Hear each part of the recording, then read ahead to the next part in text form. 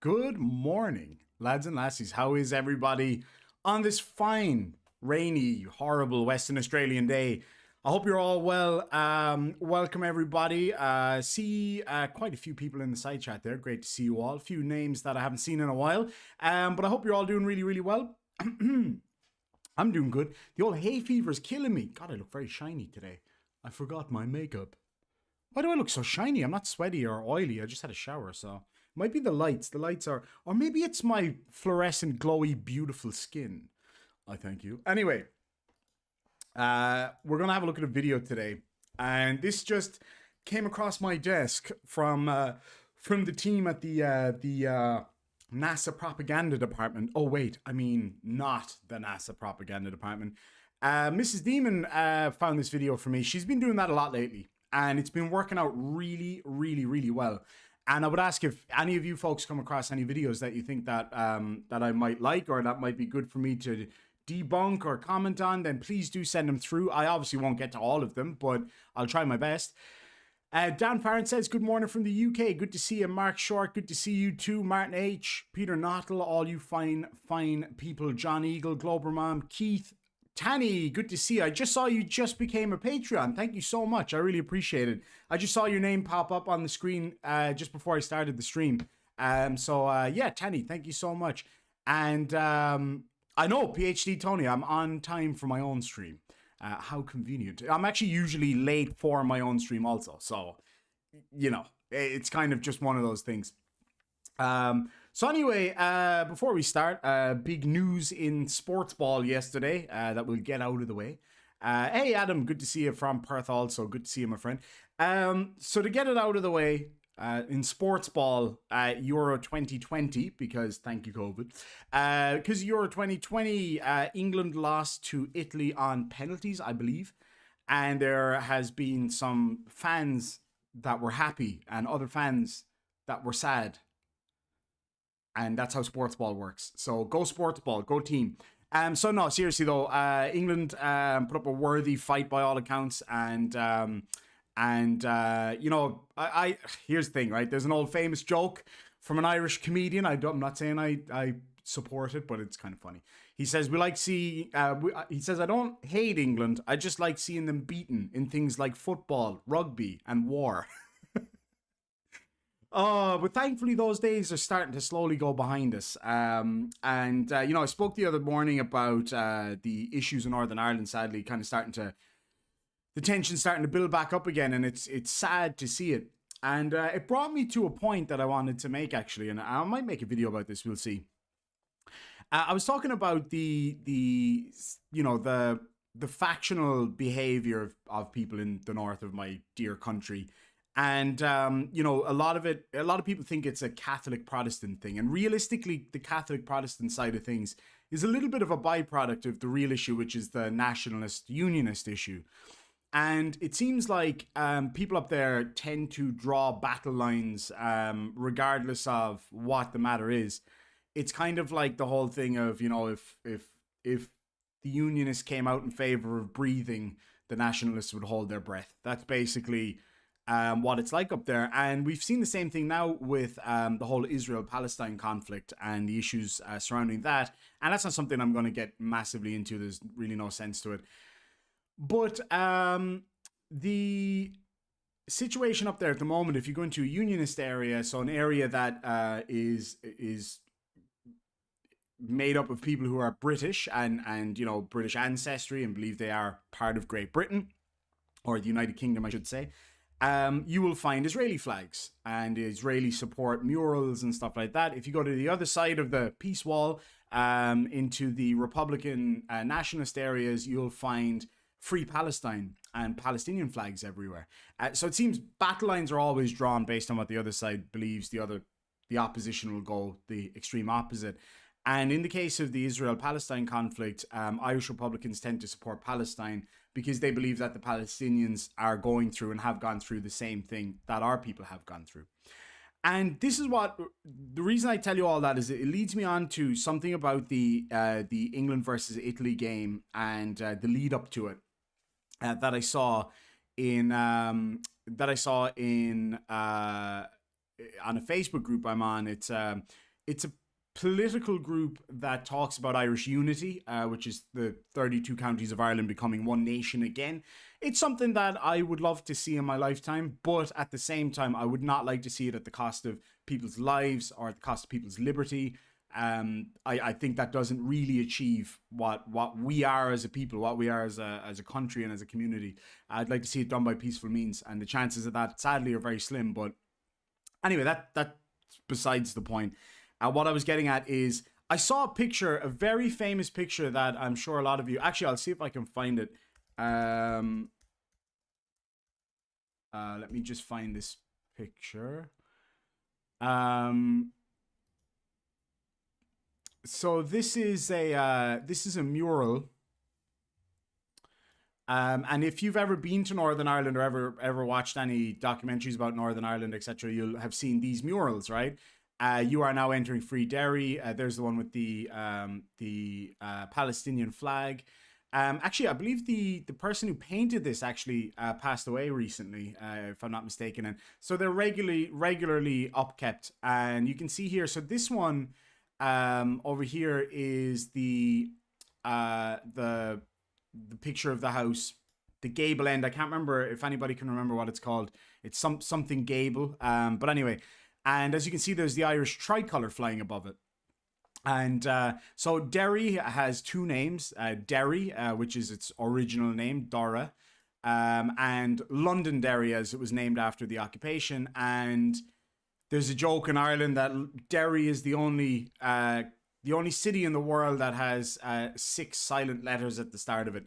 But all that aside, all that kind of shit aside, what I saw on this page was that wall with the Italian flag flying above it as a kind of an anti-English sentiment. In other words, saying, "Oh, we hope Italy wins because England bad." And so they flew the Italian flag over the now entering free Derry mural. And at first sight of that, it does not offend me. It doesn't bother me in any way, really. Frankly, it's irrelevant to me. I take pride in my flag. I take pride in my country. But, something small like that isn't a big deal to me. A few people took issue with the fact that they were flying a non-Irish flag over an Irish historical landmark. I can kind of appreciate that. But again, it doesn't bother me, essentially. It doesn't bother me. But I can understand why people would be bothered by that, right? So what they did was they flew the Italian flag above it, and everybody was like, "Yay, go Italy, beat England, yada, yada, yada." A bit of tribalism, okay, fair enough. Not anything that I would be particularly involved with or bothered with.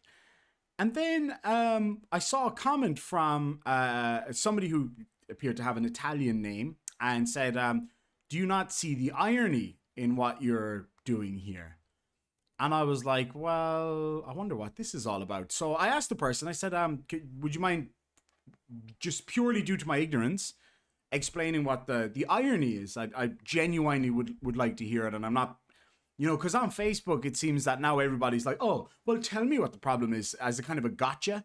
But I was trying to explain that, like, genuinely, I want to know what the issue is because I want to learn how you feel about this. And he said, "Well, I'm not Italian, I'm Sardinian." And basically that Sardinian people would see the Italian flag the very same way as people living under occupation in Northern Ireland would see the Union Jack. And I thought that's actually a really good point. They complain about the Union Jack being an imperialist flag. They complain about the Israeli flag being a symbol of an imperialist nation as well. And forget, I think, that Italy was, of course, an imperial nation. Of course it was. And that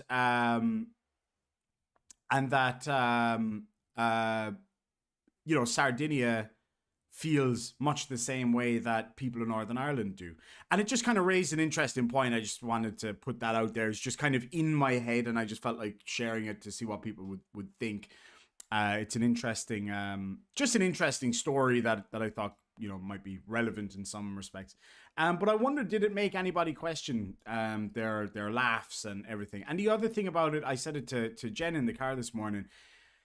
It's kind of sad that in the quest for Irish unity and Irish freedom, that people feel the need to resort to this childish tribalism, you know, attacking the other essentially, rather than working with the other. And that's sad. That's very sad. A new friend that I met over here in recent months is from Bosnia. And his family, there's 69 viewers at the moment. Nice. I'm never not going to do that. 68. Thanks, dude. Whoever left. Anyway, and it's the same shit in Bosnia. So anyway, I just wanted to bring that up because it does have implications down the line. So anyway, over to tonight's show. So when so last night during the Beardsman, we were talking about this flight. So it's the first flight for Sir Richard Branson heading to space for the first time. And so it does raise a lot of questions. First of all, the efficacy of a flight system such as that. Is it something that would work long term? We don't know. We don't know yet. What is the purpose of these craft going forward, and a whole load of questions. So one of the questions that has come up and been one of the most common ones that I've seen was, does this make the people on board astronauts? Technically, does it make them astronauts? Now, some people in the space community, like for example, Everyday Astronaut, reckons that the term astronaut should be reserved for those who go and live and work in space. I kind of agree in some respects, because I feel like they really earned that term, that position, and being able to buy the position of astronaut, it feels almost like it cheapens it somehow, because it should never be about money. Anybody in this world should be able to one day become an astronaut if they want to, if they work hard enough. Now, sadly, there are physical limitations. I could never be an astronaut, for example. It's just never going to happen. My eyesight issues and, you know, glaucoma and stuff like that, I could never do it. Now, that's not to say that I won't be able to go to space in the future like this or in some other way, but it raises the question, are they astronauts? Well, what is the definition of an astronaut?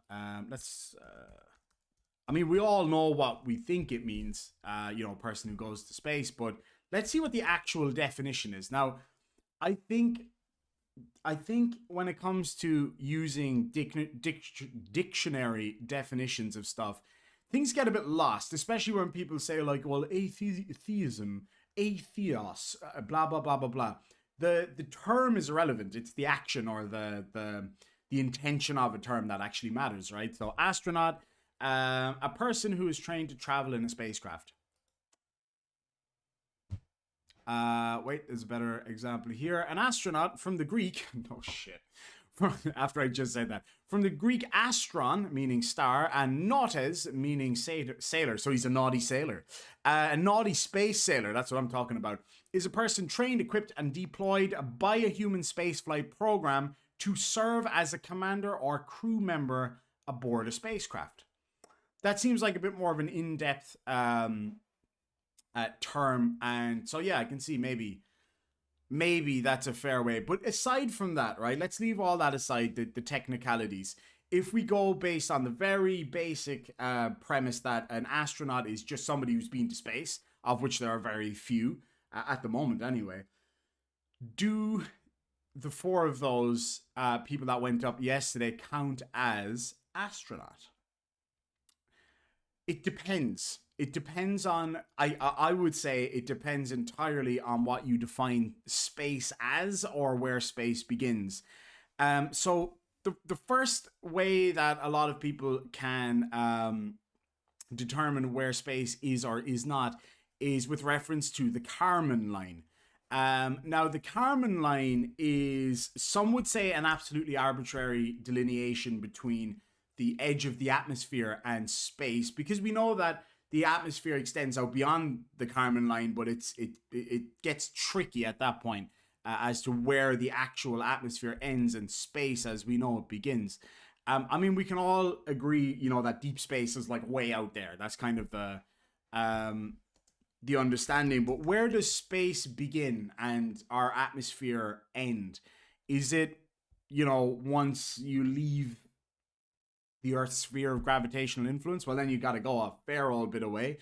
Is it when you leave the exosphere, or is it when you're in the thermosphere? Where does space begin? I would say my opinion on it, and this is the opinion of Karman, as far as I'm aware, I stand to be corrected on this, that space begins where aerodynamic flight is no longer possible. So where the aerodynamic surfaces of an aircraft and the aerodynamic effects of the atmosphere on a craft are no longer like emergent, I guess, or when you get to the point where you can no longer pull on the lever and create movement in the craft because there's no more atmosphere, no feasible amount of atmosphere to make that aerodynamically possible. That's one thing. The other thing about going beyond the Karman Line is that in order to stay up there, essentially, you have to be going fast enough to essentially fall over the pull of the Earth. So you have to be able to actually fall around it, much like the ISS and other satellites. So what is the Karman Line? Well, Karman measured the Karman Line at a certain point where he determined that the aerodynamic flight would no longer be feasible or possible. And it was originally 87 kilometers, I believe, was the official number at that time, 87 kilometers.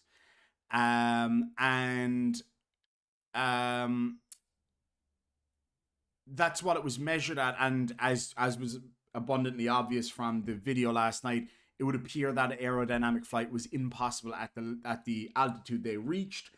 So by Karman's own calculation and his own what would you say, by his own metric, that they were technically in space. Now, was it rounded up to 100 kilometers? I actually don't know, but potentially, I'm not sure why it moved from 83 to 100 kilometers.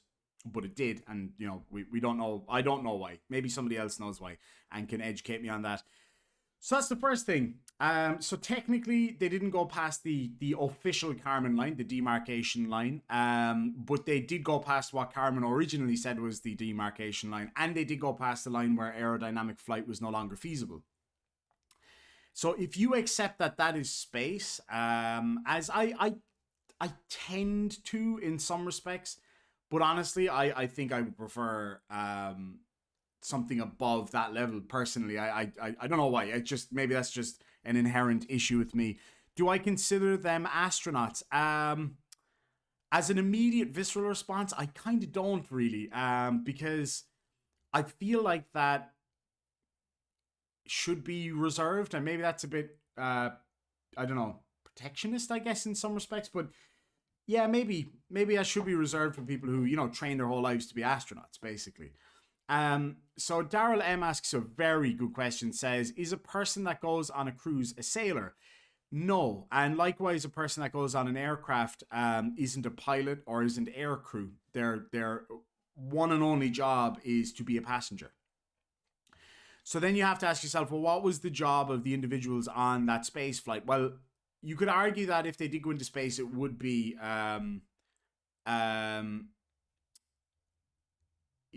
would be them testing it and stuff. So technically they are crew in that respect, etc., etc., etc. So there's a really interesting conversation to be had there.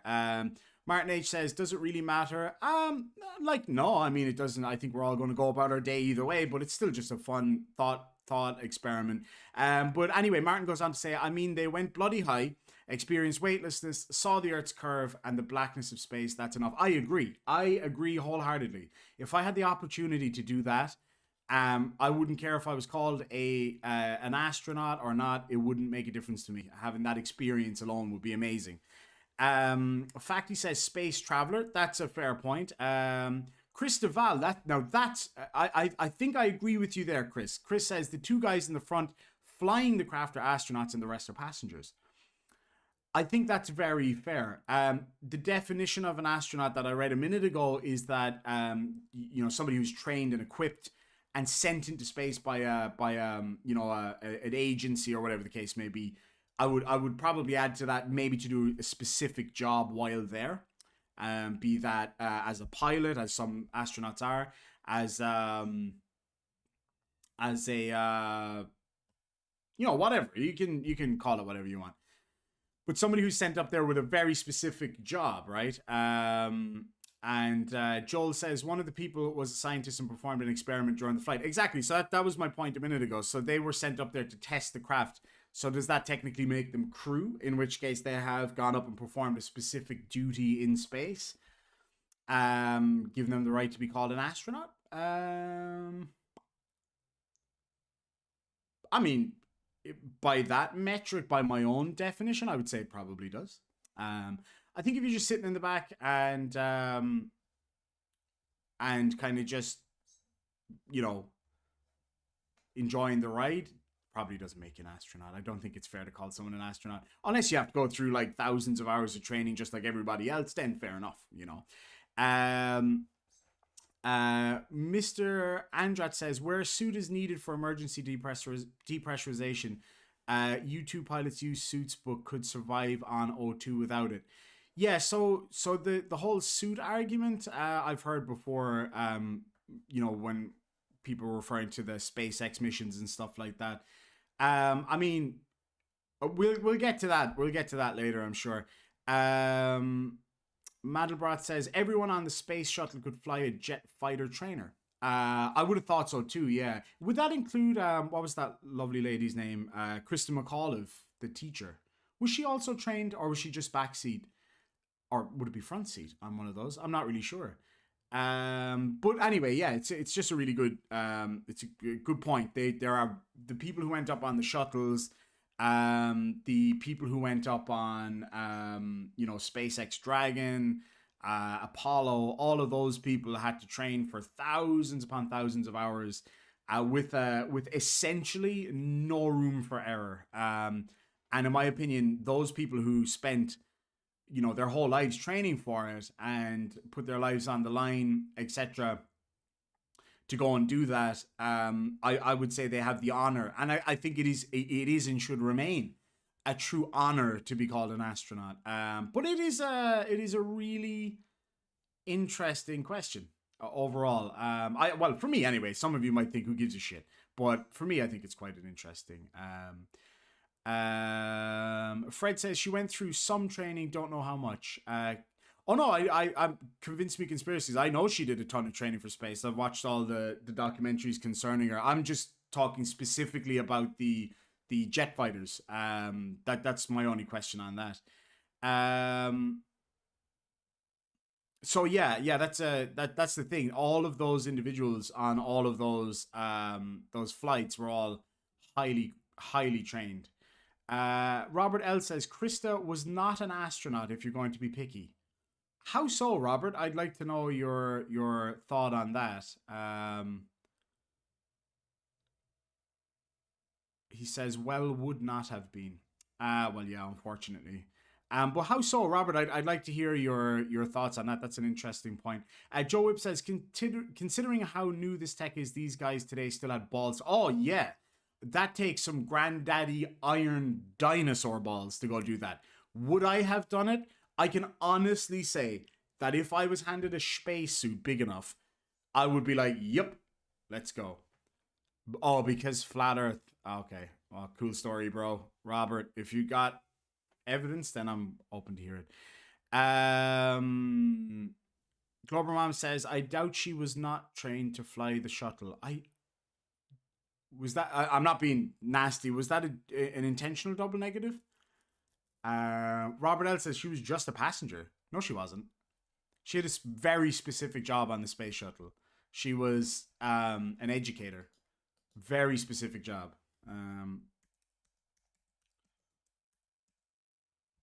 And again, it depends on what way you define it. I mean, I would say somebody going on the fucking space shuttle and flying into space and staying up there, in my opinion, would be an astronaut all day long.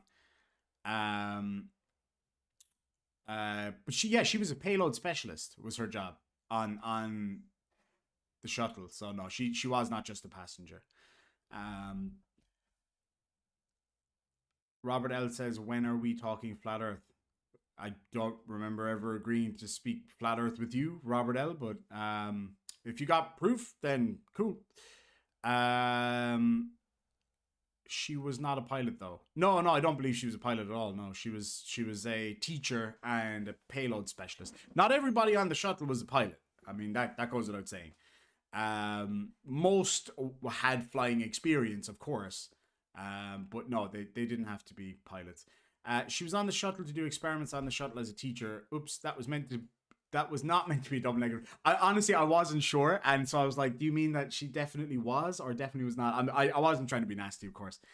Tony says he deserved it. He deserved the ass whooping he got on Schrodinger's stream. I was asleep when all that was going down, so once I'm done here, I can't wait to listen back to it. Some of my favorite people on the stream is awesome. Joe Whip says no one went up on the shuttle without extensive training. Absolutely right, and selection process was unbelievably high standard, as is obvious.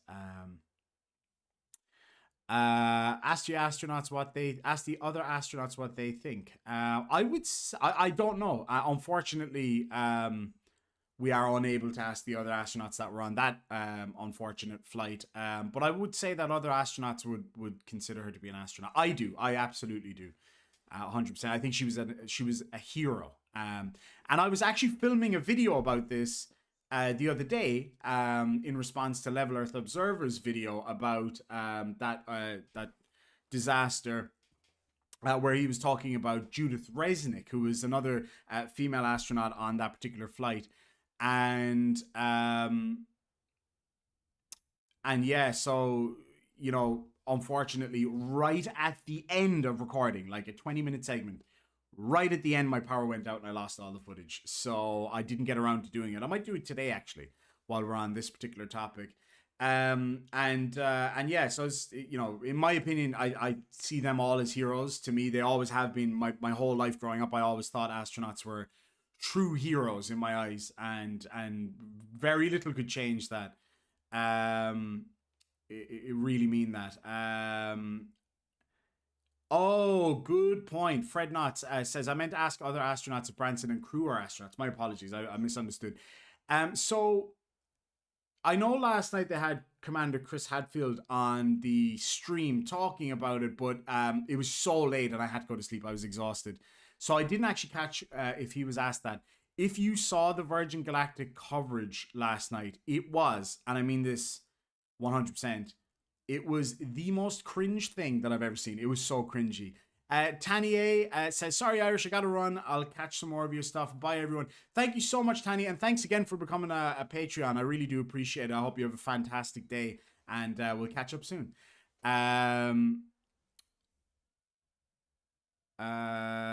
Robert L says, but they stopped considering plain ordinary people to send into space after her. I'm not really sure, man. I'm not really sure what the situation was there, to be honest. Mandelbrot set, and this is the last comment before we get into the video, says, all of the shuttle astronauts for a given mission used to fly jet trainers to the same runway for a photo op. Awesome. Okay, well, that's really interesting. Thank you. Yeah, a lot of stuff was stopped after that explosion, sadly. Okay, let's have a look here at the video. So this video comes from, and this is a live stream that this person did, and I haven't actually watched much of it. I've only watched the first couple of minutes. And yeah, Mrs. Demon found this morning. She was like, "Oh, you got to check this out." She always looks for funny videos for me to react to, and yeah, so she found this one. She was like, "Oh, this will make you cringe so hard." So this comes from a channel called Psy Cry. and it is entitled Virgin Galactic Unity 22 Spaceflight Livestream Debunked. Now, I would ask you all in the side chat to put in all of your thoughts and comments on this one, because it's going to be really interesting. Of course, I won't get to them all. Of course, I will answer any super chats or any. I'll try to answer anything that you guys tag me in as well. So just don't worry if I miss your comment. It's just, there'll be a lot. The Plot says, have you seen the Challenger doc-series on Netflix? I have. It's fantastic. There's some great stuff on there. And good to see you, Johnny. I hope you're feeling better. So anyway, let's have a look at this, and we'll watch this genius debunk, the most advanced, currently available spaceflight. Galactic. That's not quite right. I mean, for this particular type of spaceflight, I should say. Because it's the only one really. So anyway. Unity 22 Spaceflight Livestream. I was watching this morning. I didn't plan to do this video, but this is one of those things. It's like, if you... I just will say, just for you guys' knowledge, the sound, his sound is not great. I know my sound can be pretty shitty from time to time, but honestly, his sound is not great. It gives a little bit of a buzz here for the first minute or so that I could see. Again, 69 viewers. Nice. So yeah, just pay no attention to that. You can't see what they're trying to do with these live quote unquote launches and space flights. It's not a quote unquote launch. Like, it's not a launch. I mean, we can literally see it. Like, you can go there and watch these launches. So, and who's they? I always ask that. I know it's a silly question at this point, but who is they? Well, I'm here to help you with that. Thank God. So here's the live stream up in front of me. It literally streamed like 2 hours ago. And this being July, the 11th, 2021. So they live streamed, and I just saw, again, it's like I've done other live stream stuff on the different space flights of SpaceX, NASA. I'm going to do more. I have more footage to go through with you guys on that, but this one today was just more of the same. And so I wanted to show you guys a little bit about this, just some clips and what's going on here with the Virgin Galactic's groundbreaking space flight, right? Where they're sending people into space, which we've apparently done for decades, but apparently now it's novel in some way. I would just say that it is novel in some respect, and that would be that it's the first kind of space flight that normal everyday people seem to be able to go on, basically. Also, the manner, the manner with which, I guess, is that the right terminology, it's being performed, is, I wouldn't necessarily say revolutionary, because the technology being used is not really, super revolutionary. It's certainly not, like SpaceX and Blue Origin's propulsive landing systems. That's not to suggest that there wasn't propulsive landing systems in the past. In fact, there's some great old footage of propulsive landing systems being tested in like the 60s and stuff. It's really cool. So it's not they're not novel ideas, but the perfection of them, the computer technology to be able to achieve those things. But with respect to this, we've had space planes before, and so yeah, it's pretty cool stuff though. It's an exciting, different thing. It's just like, the world has been, I don't know if you guys would agree with me on this one, it's been fairly boring as of late, aside from, for me anyway, spaceflight. Spaceflight has been just amazing to watch over the past, 5 or 6 years. Everything else has been fairly bland, and I don't know if you were aware, but we've been having this thing going on in the world for the last nearly 2 years now, and it's great to be able to see this kind of stuff come together.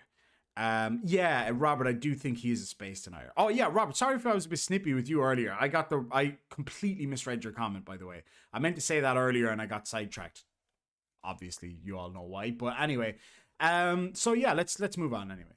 Oh yeah, the other thing is the booster that's used it's actually pretty revolutionary in some respects. Again, we've had similar things before, but it's the achievement of actually making these things work that's such a big deal, and seeing people that we actually know who are not astronauts going up into space, again, arguable, fine, I accept that entirely, and so yeah, it's a pretty cool experience, and pretty novel, pretty interesting and exciting, and it unlocks this, opportunity for some of us in the future. And you know, that's a cool thing. It'd be a goal of my life if I could in my lifetime just go to space once. That would be a dream come true for me. It would be the closest to heaven that I think is possible. But yeah, the booster in this, it actually uses an SRB, a solid rocket booster, which is far from revolutionary. In fact, the earliest rockets ever made in China, arguably, were solid rocket boosters in one way or another. And so there's nothing revolutionary about that, but the elements within it are pretty revolutionary. How it operates and how it cools. And the fact that it can be switched off, which is unusual for an SRB. Generally, once it's lit, that's it. But this can be switched off, which is pretty cool. But I actually don't know a whole lot about this spacecraft. It's never been something overly interesting to me. I kind of like the straight up type rockets. They just, to me, it's a bit more magical or something. But anyway, here we go. That we have Oops, I'm vibrating. again put something in space. It's amazing. Let's start with this, because this clip right here, it's amazing that they get so excited and tell you how great all this stuff is, and then they have these issues with their flights, the issues of technical difficulties, or the video feeds going in and out and everything. And this is the point in the flight where they're supposed to break into space.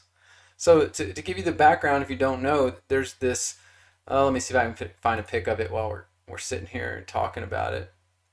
The vehicle in total is this two-winged weird thing. It takes up this glider with a rocket attached to it. Funny thing, there's about, hold on, 1, 2, 3, 4, 5 wings on it, technically, if you think about it.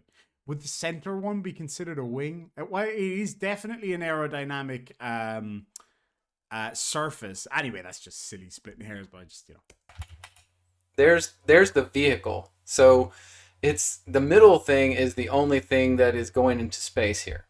It's this weird triplane where the middle thing drops off when they're at certain altitude so they can start their burn for the rockets on just that one little thing. And then that little thing is supposed to burn up long enough to get it out of the atmosphere. Oh, I'll just say, I just spotted a comment. I just appreciated a couple of you mentioned that it's a hybrid rocket. Yeah, I should have specified what I meant there. That the fuel itself is solid, and the way it works in some respects is similar to a solid rocket booster, but the oxidizer is liquid, and by switching off the oxidizer, that's how they can stop the rocket. That's fascinating. Thank you so much. I appreciate you guys letting me know that. And because of the altitude it's being released at, there's not enough atmospheric oxygen to keep it going in that situation. The other thing about that rocket, I was gonna ask if anybody knew. Again, it's not really my area. I'm not too high up on that kind of stuff. But anyway, yeah. Sorry. Let's. And then it turns everything off and glides down and lands. Okay, so this is the revolutionary flight that, it's supposed to be a repeatable, economical way to put people in space for who knows what reason. Doesn't seem like this would make sense for a commercial flight. Why not?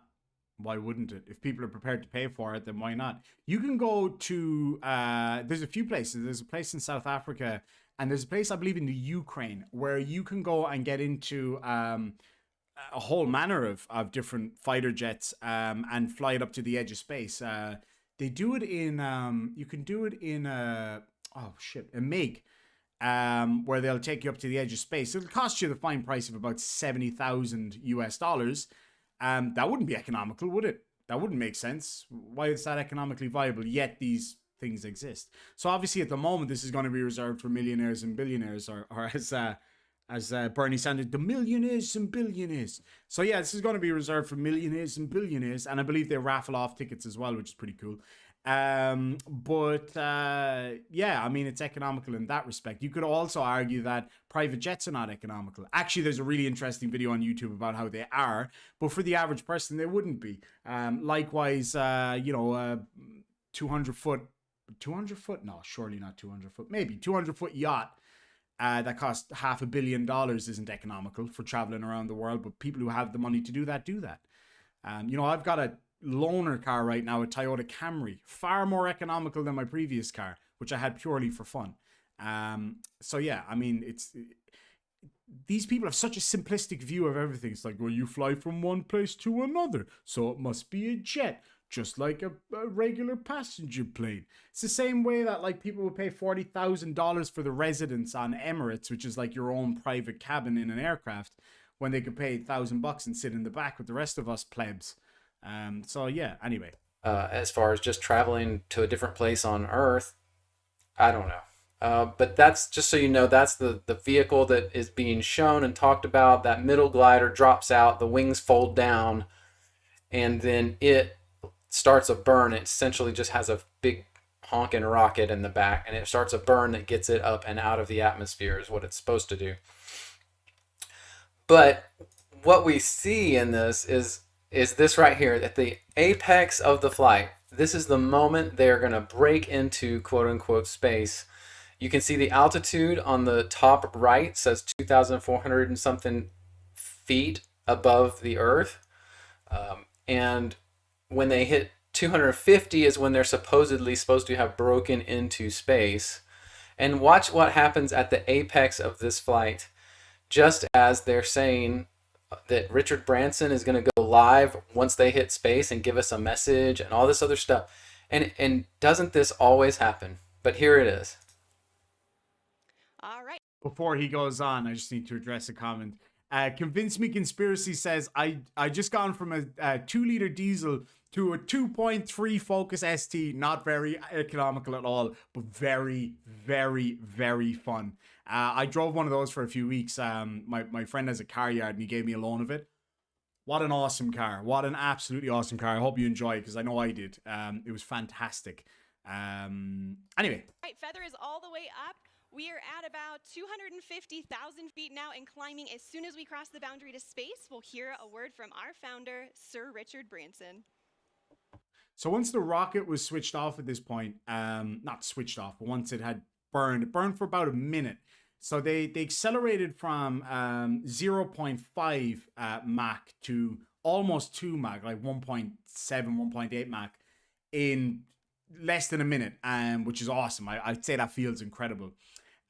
So once they got to that point, and they were moving up into the atmosphere, the aircraft and themselves moving up together, and they would have experienced weightlessness even at that point. So not just on the return part. That's my understanding. From what people who are way more educated in the concept than I am have said. Seems to make sense to me, but I may be wrong. I stand to be corrected on that. But anyway, moving on. Can't wait to hear a word from Richard Branson. Welcome to Space, Unity 22. So now they're supposedly in space. 250,000 feet.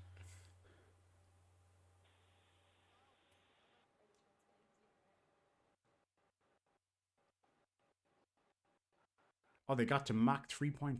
Holy fuck. That's awesome. I'd love to experience that. Oh, yeah. So, yeah, at the end of the acceleration, they would have been way up. So it doesn't sound like we're cameras recording things on board today, and we'll be sure to capture his magical words and share them with the world when they're available. What's this goofy smile about here now? This would be interesting. So did you hear that? Did you hear what happened? She says that Branson's going to give us this message as soon as they hit space, and then there's long pause. And then she's like, oh, sorry, it looks like we're not going to hear from him this time, but we're going to record that and get it back to you as soon as we can. And listen to what happens. There's this glitch. Listen to this.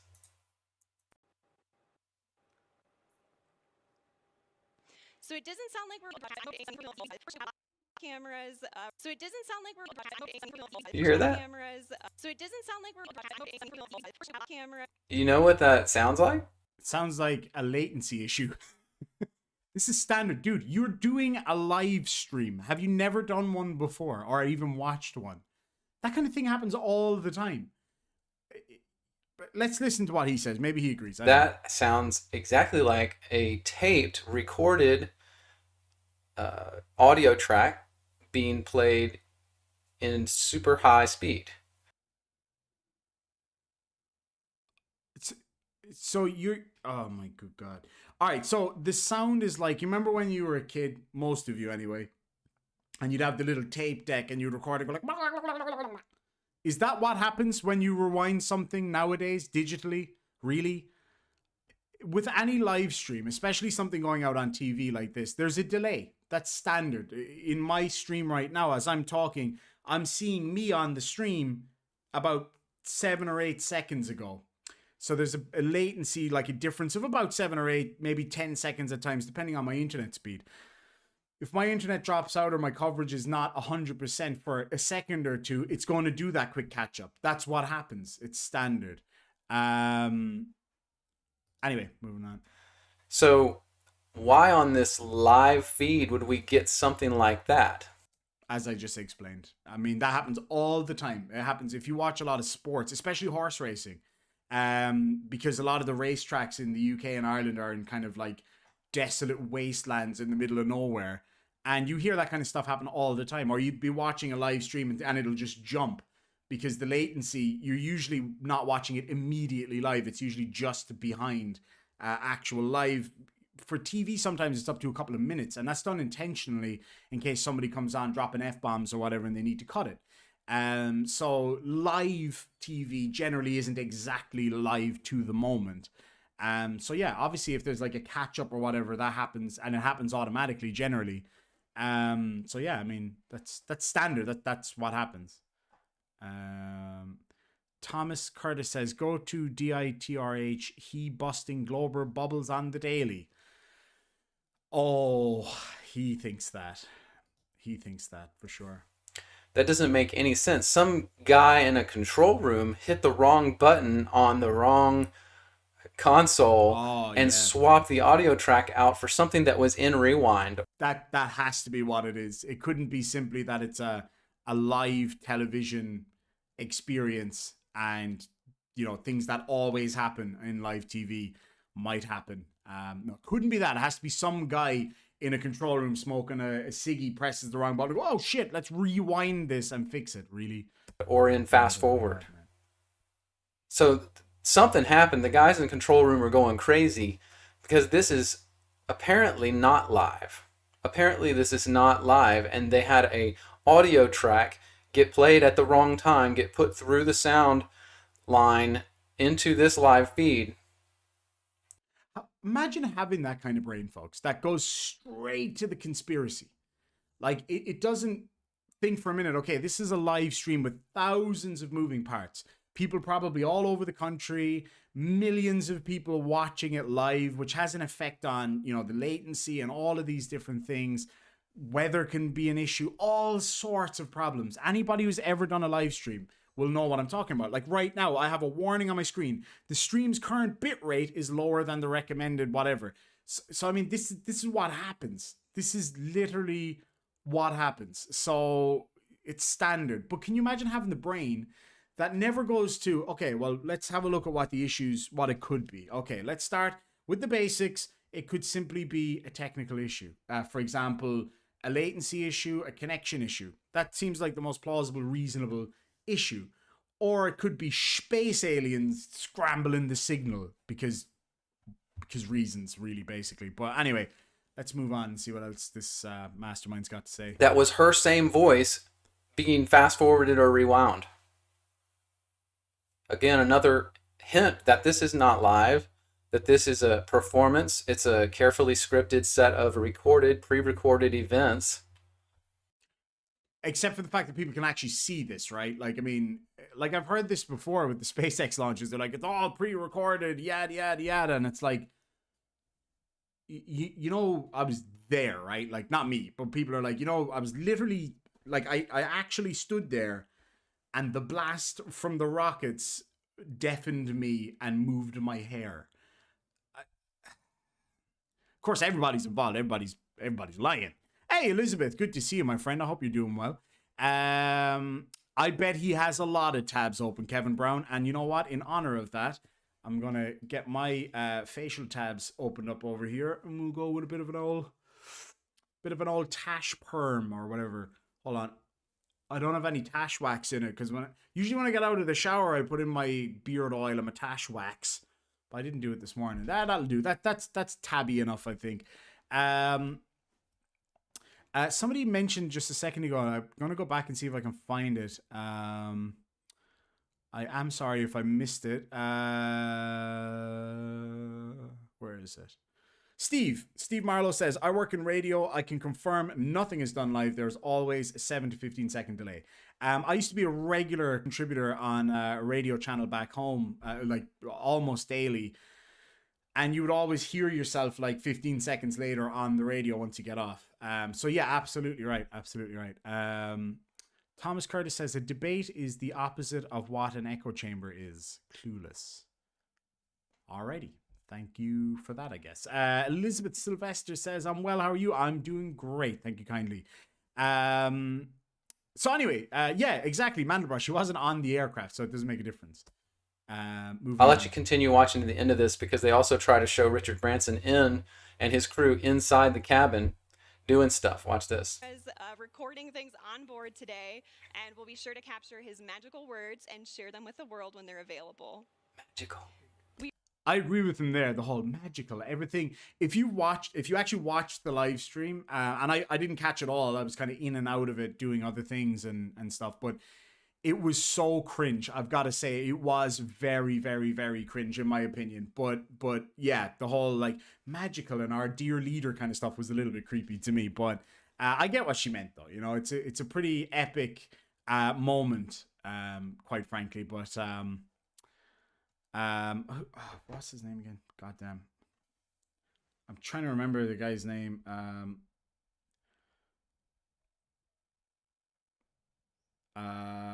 Oh yeah, Stephen Hawking. Jesus, I couldn't remember Stephen Hawking's name. And you would not like to see what I had to Google to find it out. So Stephen Hawking actually named the craft Unity. And the idea behind it was that space flight is what could unify the world. And that's a good point. I think for the most part it does. It brings a lot of people together.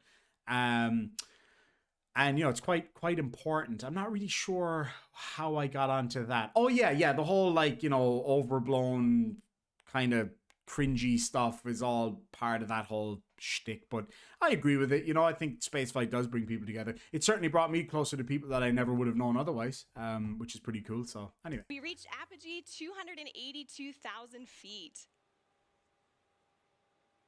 Remember the day, remember where you are, and remember who you shared this with, and remember the name Virgin Galactic, because today space is virgin territory.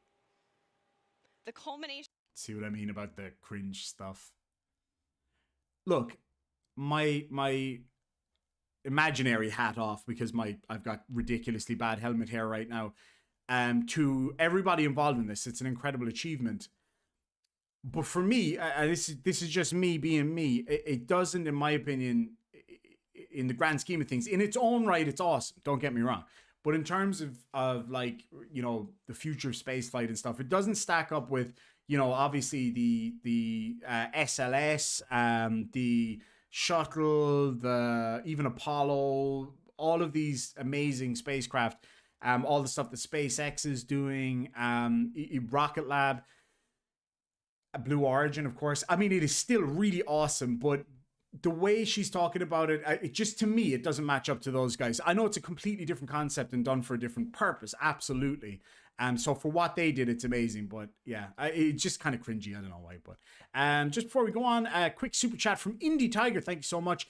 For $5 says, I lost my partner recently in the dryer because I'm a sock account. I'm lonely.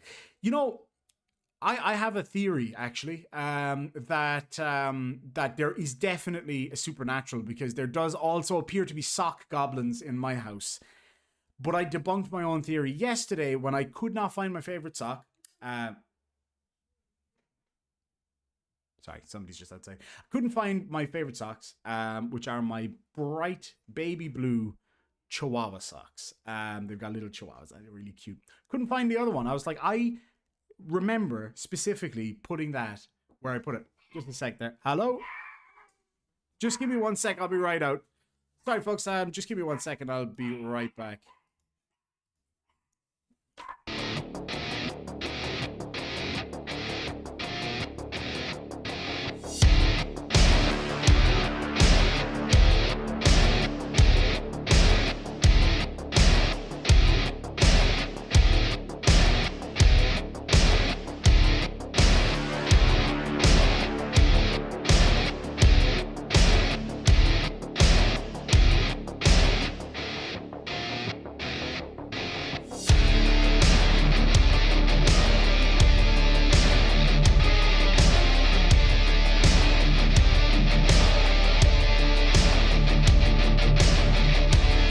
Sorry, folks. I'll be right back. I just got to go help out my neighbor with something, and I'll be back in just a couple of minutes. So just bear with me. Thanks.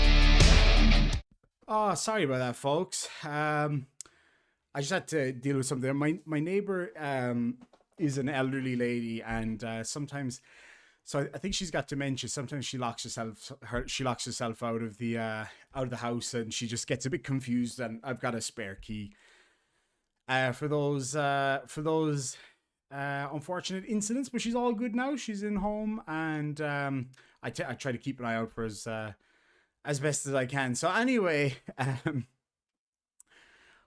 just had to run down after the dogs. They took off down the laneway. So anyway, back to this genius over here. Let's have a look. Of a life's work, more than a half a century since the world rejoiced in and was transformed by humans leaving planet Earth, Sir Richard Branson fulfills his long-held dream of experiencing space with his crew. Congratulations again, Richard, and congratulations also to Sarisha and Colin on becoming astronauts today. And welcome back to space to Dave, Mike, and Beth. There's your cabin feed. Oh, you can see them now? Becoming astronauts today. Here it is. So what's so funny about that? To Dave, Mike, and Beth. Isn't that a great feed from inside the cabin? They're floating around. Space to Dave, Mike, and Beth. And the funny thing is, they always have to perpetrate these floating sequences. How is it a perpetration? Again, it's an emergent property of the environment they find themselves in essentially in free fall. So what are they perpetrating? They're showing you what happens. I mean, it's just what it is. I mean, how you go about accepting it or trying to deny it is your own business. But yeah, anyway. NASA's done it for years, and now because they're in space, what do you expect them to do? SpaceX and Virgin Atlantic or Galactic are doing it. It's the same thing every time. There's all these glitches. It's horrible. Every time it's the pinnacle of the event. They're about to, dock with the spacecraft. They're about to move from one cabin to another. They're about to... Hold on a second. There are thousands of hours of spacecraft docking, people moving from docked spacecraft into the ISS, for example, people going outside the shuttle, people going outside the ISS. There's thousands of hours of this footage. But anyway, all the transitional times of these videos all go wrong. that's literally a lie. I mean, well, it's not necessarily a lie. A lie is, I guess, saying something that you know to be untrue. You're either lying or just ill-informed. I've watched thousands, well, maybe not thousands, but yeah, probably thousands of hours of space flight live. And this kind of stuff, yes, it does happen from time to time. It just depends on the situation. But it certainly doesn't happen every time, or not even nearly every time. Have you ever noticed that? They always go wrong. No, I haven't, because they don't. Show me other ones. You will always find issues like this in latency, uplink, downlink, whatever. Of course you will. It's live TV. You're going to get that from time to time. And this is the actual apex, the highest point of this space flight, and everything went wrong. Branson didn't do his live audio, his live speech at the top. Then they cut to the inside of the cabin, and it's all jacked up. It's just terrible. So this guy just a few minutes ago said that this is all pre-recorded nonsense. If that were the case, why not show this beautiful, awesome feed of these people floating around, Richard Branson giving his one small step type speech, and everybody go, yay, Richard Branson, yay, spaceflight? Would that not make so much more sense? It's the same with the Falcon 9 booster landings. That is one of my favorite parts of the whole thing. I love the landing. It's one of the best bits. And like, not every time, but some of the time, and it's getting better, they cut out because of the amount of vibration coming from a massive multi-ton vehicle coming down at a huge rate of speed and igniting a fucking rocket engine just above it. So obviously it's going to cause an issue, especially when landing on the drone ships. If there's some brilliant videos explaining how that all works, it just shakes the shit out of it. So obviously the uplink is going to be all, messed up. That goes without saying. It doesn't prove or disprove anything. If it was all fake and they were landing in the middle of the ocean, the way that you would say that they're just faking it or whatever, why not just make it look perfect and make everybody go, oh, awesome, rather than a glitchy thing and then an empty screen? Would it not make so much more sense to make it look beautiful and amazing so that everybody goes, wow? Because you can go to their website right now and watch the video that they recorded, that they were unable to successfully link back down to Earth while they were moving through, space at Mach 2. Anyway. And this is, by the way, in the entire 2 hour or so live stream, this is the only time they show them floating around, and this is what's happening. And congratulations also to Sarisha and Colin on becoming astronauts. It's just completely jacked and up. welcome back to space to Dave.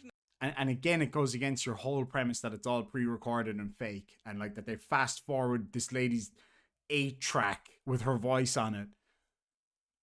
Like, if I was the head of NASA or whatever intelligence, fucking, misinformation, whatever. I'm not saying I'm not, but if I was, I would want like beautiful, crystal clear footage that everybody would be in awe at. Mike and Beth. What is this? NASA's had these same glitches for forever. Because they're flying through space at hundreds upon hundreds, thousands of miles per hour while sending a high definition video feed back to the ground. Have you ever, sir, been on an aircraft? Have you ever been on a plane? One of the ones where you pay, $250 for 10 seconds of internet. Have you ever tried to stream anything on an airplane? Have you ever listened to aircraft communication? Is it crystal clear? Hell no, far from it. I used to work with aircraft. I used to fly light aircraft. The communication is awful because the thing is moving through the air at 500 miles per hour, trying to accurately hit a single point with a piece of information. It's not easy. It is not easy for anybody. Of all the people in the world, I think SpaceX have probably done it best. They seem to have not perfected it, but pretty close. Like the whole transit of Falcon 9, the first crewed missions were awesome. They're absolutely awesome. But obviously they have better facilities for it. It just goes without saying. But it still gets messed up. Of course it does. Of course it does. Ever watch a football match? I come from Ireland. You watch a hurling match when it's kind of nearing the end of the season and it's windy and rainy. The uplink goes down all the time. And it's always when you want to see it the most. That was the most contrived fake laugh that I've ever seen.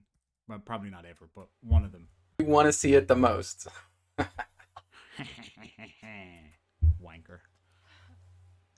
Oh, you can see him now? Oh, we can sort of see them now. The other thing is with the SpaceX ones as well, they have had so many shots at it at this point to get things perfect. They've had hundreds of launches to get everything tied down. They still don't get it perfect, but it's pretty good. Whereas this has not had that many flights. So anyway.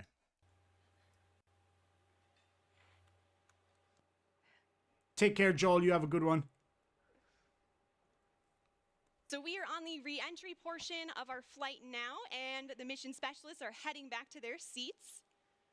Oh, they're heading back to their seats. You're not going to be able to see that. But let me just tell you what's happening. They're heading back to their seats. We can't show you that because all of our technology is a failure. All of their technology is a fake. They just went into space, you dumbass. Well, I know some people argue it's not.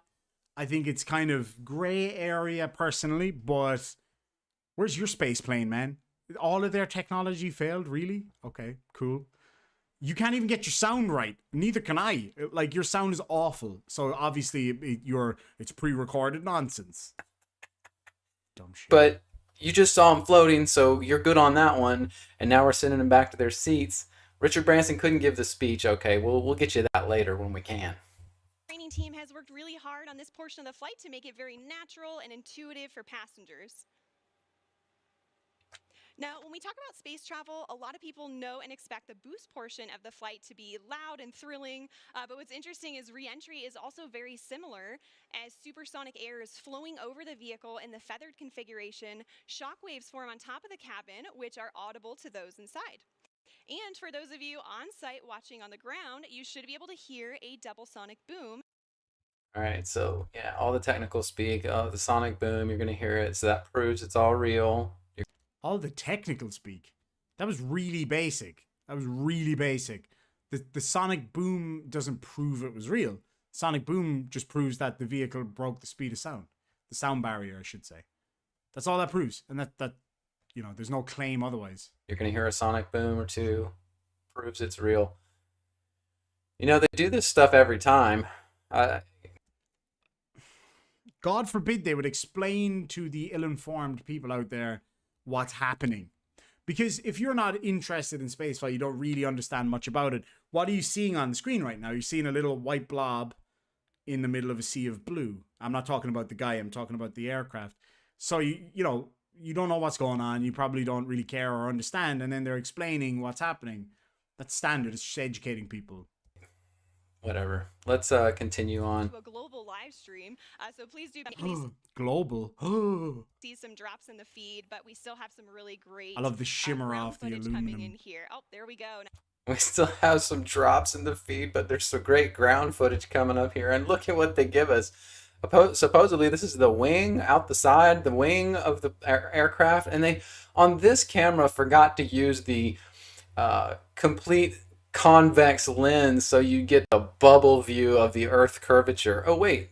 There's no Earth curvature here. What's going on? What do you mean there's no Earth curvature here? How did you measure it? Do you know what type of camera they used? Do you know what kind of lens was used?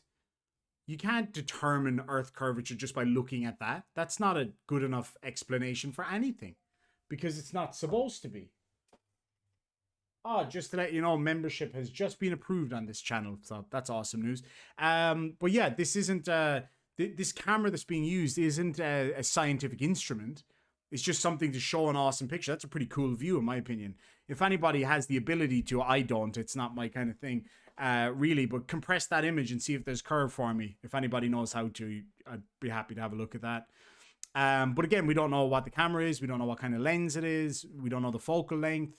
We don't know anything about the camera that's being used. I'm sure you can find out, but just look at it and going, I don't see no curvature. That straight line doesn't tell us anything. Doesn't tell us anything. The same way as when they use a fisheye lens and you see the Earth go completely convex as it moves over that center line. It's like, obviously, that camera is used to be a wide angle lens so we can see more. It's just for fun, like more than anything. It's not a scientific instrument. And this looks like exactly what I see outside of a plane when I'm flying along. Any commercial aircraft looks exactly like this. But they forgot their fisheye lens. Oh, they forgot their fisheye lens. I doubt they forgot anything, truth be told. Yeah. To distort that horizon line there. So now you But it's all pre-recorded, right? That's what you just said a minute ago. So if they forgot it, surely somebody go, hold on, that's a straight line. We're supposed to be pushing this globe narrative. Somebody fix this right now. They mistakenly gave you a perfectly flat horizon. Perfectly flat, you say? Doesn't look perfectly flat to me. Not at all. In fact, if anything, it kind of seems to rise up on one side a little bit. So yeah, perfectly flat it is not. How did you measure that? Again, did you know what kind of camera it is, what focal length, all sorts of things. Like you can take photographs of with three different cameras of the exact same thing from the exact same distance, and they will all look different. You take your iPhone, you take your, Canon with a 50mm lens, and then you stand back or even take it from the same spot with an old Kodak. You're going to get three different images because all the lenses are different. So yeah. Even at 49, almost 50,000 feet in the air, you are unable to see the curvature of the Earth at this vantage point. Amazing. Now we can see that is the tail cone of Unity. We don't expect to see the curvature of the Earth at that height, really. Not to the naked eye. He said this is looking out over the wing. It's not. It's looking out over the back end. And the pilots are lowering the feather now. Now, as the feather comes down, the nose of spaceship is going to drop. This is normal and expected. Once that feather's down and locked, the pilot... I assume, and somebody who knows more about this can correct me, that would be to increase the surface area to slow it down for re-entry. I would assume that's what that is in aid of, but I don't know. It's just a guess. We'll begin a gentle pull-up to a level attitude, and I'm hearing the feather is down and locked now. Let me tell you, that feather is down and locked. At this point, Spaceship Unity is Can't see a it. glider, so it's all about balancing her potential and kinetic energy. So if the pilots want to go faster, they point the nose down, and if they want to go slower, they bring the nose up. That's a pretty cool shot right there, actually. And right now I'm hearing the crews listening to a special soundtrack for the glide. It's the latest release. How awesome is the interior of that thing as well? It's so cool because when they're actually up there at apogee, the craft is upside down, and so you're kind of looking down towards the Earth by looking up towards the ceiling of the craft, which is pretty awesome. Adelson Vieira says there is no curvature. Prove it. And also says they didn't go to space, lol, wake up. I agree with you. The space side is probably questionable to some. I agree with you there. Yeah. For me, I think it is. But yeah, I did notice that too. It's pretty interesting how he did skip over all the footage at apogee where it showed the massive amount of curvature. But you got to like the flurf. Can't the rest of your body, but... you have one guy. Let me see here. Flare to slow down. Yeah, that's what I figured it would be. Anyway, moving on. Release from Khalid, a track called New Normal. They promote Khalid in this awesome live space flight. They have to promote Khalid, and in fact, at the end, you're going to get to see a concert by Khalid. Once they've landed, we're going to party hardy, show you the latest upcoming release by Khalid that's not out yet, because we're going to promote our people. We're now, imagine a company using their platform to advertise their other platform. How dare they? SpaceX would never do that by sending a Tesla into space. This is a portion of global elite that run this stuff, and they have to continually promote their other irons in the fire, so to speak. If they run everything and they have absolute control over everything, why would they need to promote that? Why would that be necessary? It wouldn't, right? Because, they're multi-billion, multi-trillion-dollar companies that run most of these things. I agree with you 100%. because believe it or not, it requires a fair old bit of capital to get a spacecraft up there, especially to a point where you can send them up regularly and they work properly. So yeah, absolutely. It's not any surprise that it's the global elite, the billionaires, the millionaires and billionaires are running everything. Of course, I don't argue with you on that at all. I do not. But it doesn't prove that anything's fake or whatever. But yeah. One of which is Khalid. And I don't know who Khalid is. Just going to put that out there. I have no idea who that person is or band. I'm not sure. I actually don't know. we're going to watch that later, just briefly see what goes on with that concert. All of us will get to hear that on Earth during our celebration, so stick around for that. Yeah, stick around. Where they bring the nose at. Now, again, I wanted you to And see, now I'm hearing the you see this inside the cabin shot again of the crew, and they're seated, strapped in. They cut the budget severely by not having to show multiple shots of them floating around. In fact, I'm not sure in that other shot they were actually floating. They could have had a few rigs, a few harnesses. We can look at that and show why you're wrong in a minute if you want. Remind me of that in a bit, folks. We'll bring up the actual footage and do it. So you're telling me, so in the one comment about 30 seconds ago, you told me that these are the global elite, the richest people in the world that are running this, and their budget couldn't stretch to a couple of seconds of them getting into their seats. So they were able to create this vast, overarching, amazingly huge, astronomically huge, if you will, hoax, essentially, is what you're claiming, and spend arguably, at the very least, millions of dollars if it's all fake, or billions of dollars if it's legit, but they couldn't stretch for an extra 10 seconds of footage of them getting back in their seats. I haven't actually watched the next portion of this, the officially released portion of it, which would show them getting back into their seats. I don't know if that was filmed or released. I'll have a look here in a minute. But if it's all pre-recorded and they've already spent all of this money, why would they cut that little piece out? That makes no sense. You're just grasping at straws at this point. And just been kind of moving a little bit because they shortened that shot so much and had all that interference with it that you couldn't tell what was going on barely. And so they've really... But it's all pre-recorded, right? And then they release the recording later anyway. So why not just release it live? Why would they... What would be the benefit of that? It would just cause idiots like you to question it. Although if it was absolutely perfect, I'm sure you'd say, look, it's too perfect. It couldn't possibly be real. Reduced their budget, and I applaud them for that considerably by not having too many floating shots. It's expensive to keep doing the floating shots. No, it's not. I could probably recreate that with my green screen. I actually probably could recreate floating or whatever with my green screen. It's not that hard. It is really, really not that hard. If you absolutely had to. As for doing it live, it would be, in my opinion, next to impossible. You claim this is all pre-recorded, as I said. So if it's all pre-recorded CGI, then what would be the necessity for cutting and chopping? Why not just release it perfect as it is? So we kept those to a minimum on this fake live space flight. And they're back in their seats. They could have filmed this anywhere at any time, not on this day, but on any day.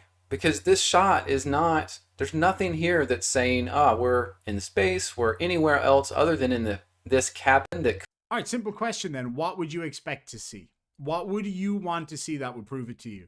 It doesn't matter what you would want to see to prove it to you because you would never accept anything as evidence anyway, right? So what would be the point? Why would they waste their time? And on that point, I don't know, I'm just going to call you Flurf. In the side chat says, it's 2021 and that's the best footage they can give us. It's 2021 and you still believe the earth is flat. Ask yourself that first. We have the technology to add multiple cameras and give the people quality video, but no, we get a 2min video. How long was the flight? How long were they in space for? Or allegedly, in your view, undoubtedly. How long were they in space for? A few minutes. Literally, that's how long they were in space for. You also seem to be missing the point because this guy cut out all of the footage of them actually in space, where they show pictures out the window of the curvature of the Earth. Conveniently left that out. But again, you gotta lie to Flurf. Anyway, moving on. This is hilarious. Could have been pre-constructed. It's not even part of a ship. or any kind of airplane. They just are in it to make these shots, and they queue them up. They make a few different shots of the crew sitting in there, you know, doing different mundane things so that they can splice those in during these live streams and show you what they think you want to see.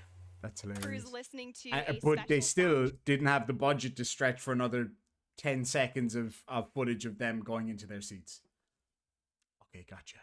Well, if that was the case, why not just film it all in the Vomit Comet and get rid of the whole need for, you know, because you arguably you could make a Vomit Comet look just like this. It wouldn't cost a lot of money. And you could do the whole thing just like they do in the Vomit Comet, where everybody has to sit down. You could just recreate it that way, right? Why spend millions of dollars on, you know, fake videos and CGI and cranes and fucking whatever else you claim was going on there? Why waste all that money and not just spend, you know, $100 grand or $200 grand and go up in the Vomit Comet a handful of times and just film that? Why not just do that then? That would be so much cheaper and easier, because it's completely nonsense thought process. And they're listening to a soundtrack by Khalid. A track called New Normal. The New Normal. What a great name for a track by Khalid. So stick around for that. I don't know about you all, but I am still feeling overwhelmed and excited about what we just witnessed. And there's one person in particular who's There's the shaking. There's the shaking, the fun times in the cabin because they succeeded. All, I am still feeling overwhelmed. Something that you will never experience, I fear. It's so sad, actually. It is sad. This kind of attitude that this person has got, it reminds me of like someone like me, like some big fat guy sitting on a couch watching the Olympics. Somebody loses by like a hair's breadth. You go, haha, fucking loser, etc. Or like people calling, like, you know, Floyd Mayweather a pussy or whatever. It's like, do you even hear yourself? Seriously? Like, what have you ever done? What have you ever created? Nothing. About what we just witnessed, and this was an easy shot to do. You know, get another shot of the cabin. When y'all are coming down, you got to be excited. You know, act like you know, you can't get out of your seats, but act like you're having a blast and you shake each other's hand. Congratulations all around. This is what the director's saying to these people as they're shooting this shot in a fake stage. Have you got evidence of this, or this is just okay? Well, how about this? So obviously, disinformation merchants are sitting behind your camera telling you to say these things to spread disinformation. I'm asserting that now as a fact. You work for NASA to make flat earthers look stupid, and there's a director telling you to say all these things. See how easy that is? There you go. I'm not kidding you. This is ridiculous that we buy this crap anymore. Okay, shill. Yeah, we all know what's going on here, NASA boy. We all know what's going on. Shill. They couldn't just give us, you know, for instance, the Arizona audit of the election is going on right now, and you get a live stream camera from. I am not going there because that is immediate YouTube termination kind of stuff. And they can't show you everything. How did I know that this guy would be like a Q Trump type person? I just knew it. And I'm not like anti-Trump support. I don't give a shit, man. I don't care what old guy you like, but seriously, how did I know? I just knew that he'd be one of those. Just trying to see if I can find the internal footage, clear internal footage. So this is the live stream. I'll see if I can find the Virgin Galactic full footage. If anybody has a link to it, please send it my way. Oh wait, I think I have it actually. Never mind. Yeah, so I've got the clean footage here to line up for you guys in just a second. Yes. Here we go. All right, let's listen to NASA Boy some more. Shake to his passenger Colin Bennett there with him. Let's see if we can connect with the crew again here. Gonna try to get that sound working again. Yeah, because it's a fucking live stream. I mean, obviously there's going to be issues. It happens all the time. Let me see here. Brandolin something or other says, I don't understand how people can believe any image of Earth on Google. Nothing looks real. I'm sorry you feel that way. What's the issue? Is it because they're slightly different colors, or but what? You tell me what the problem is, and then we can address it. So you saying they don't look real means nothing to me. Explain to me what the issue with them is, And then I'll happily have a look at it and inevitably debunk it. But definitely, you tell me why they don't look real, and then I will have a crack at it and see what the situation is. Elizabeth Sylvester says, you got your monetization back. I sure did. Thank you so much. But yeah, if you tell me what the issue is, I can't say your name. Brandy, we'll call you. Brandy Kersey. If you can tell me what the issues are, then we can have a look at it. I feel like I already know what they are.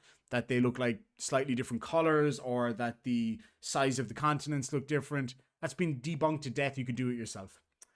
Get a camera, stand at different distances, zoom in different ways, use different cameras, etc. You'll get different results every single time.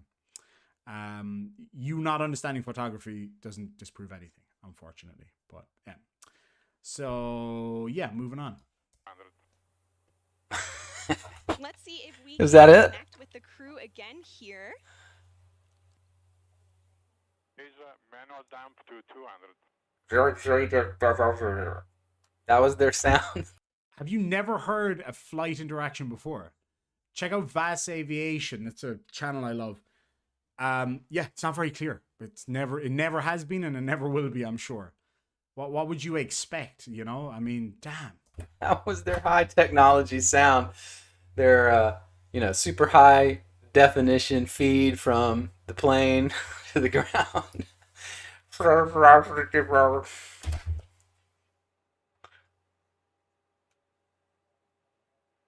man, his face. Oh, there's that flat horizon again. Love it.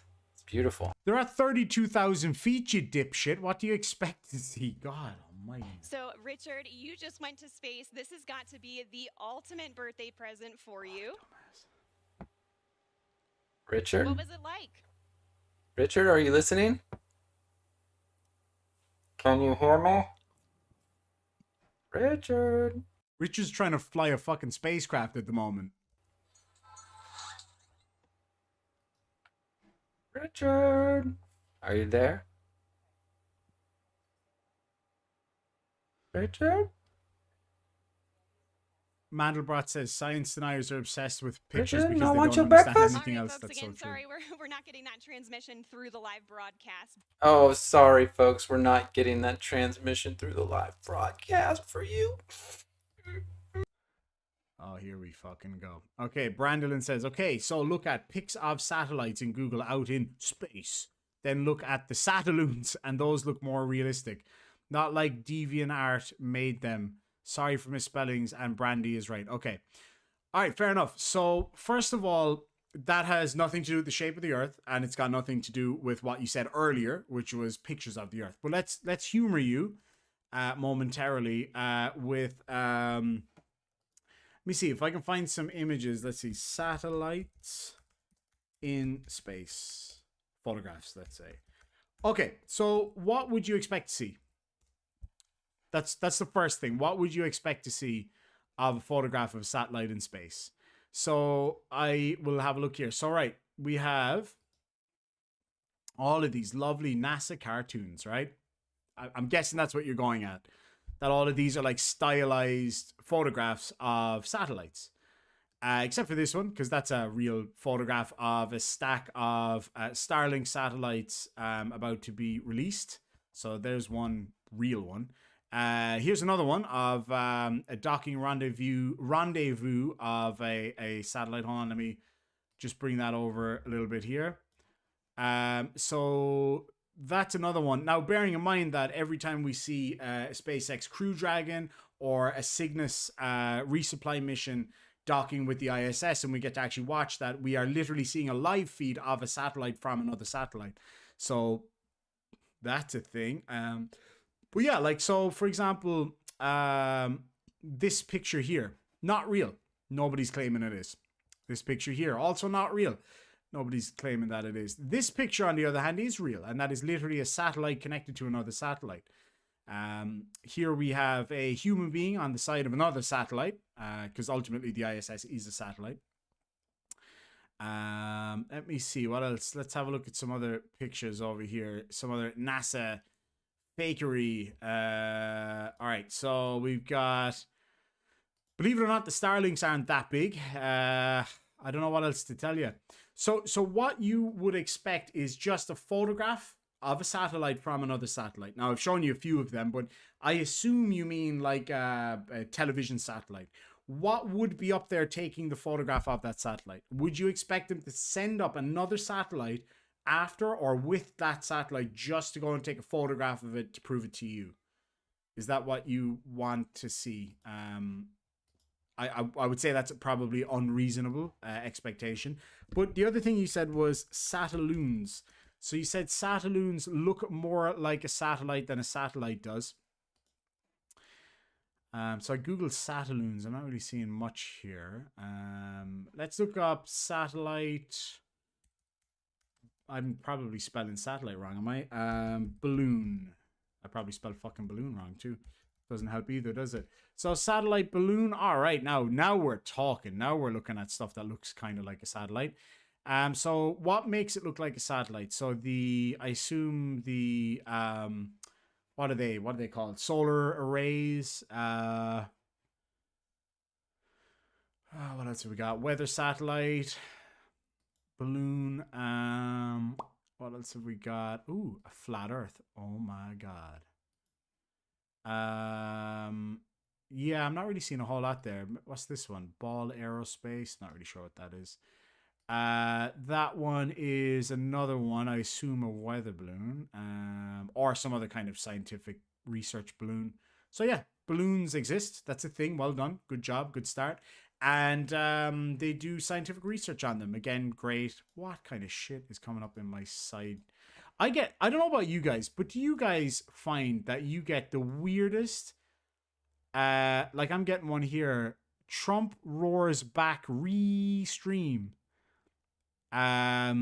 North America XB70 Valkyrie features. That's fair enough because I'm looking at space stuff. But Trump roars back re-stream. And then tonight's show is going, oh, that's the shills. And then Christopher Hitchens. What else did I get? Virgin Galactic, Neil deGrasse. I get the weirdest stuff on my side. You know what I can't seem to get past? And I don't know if anybody's got the same thing. And this isn't just because we were talking about him the other night. Jordan Peterson videos. Every time I watch a video, at least one of the options on the site is a Jordan Peterson video.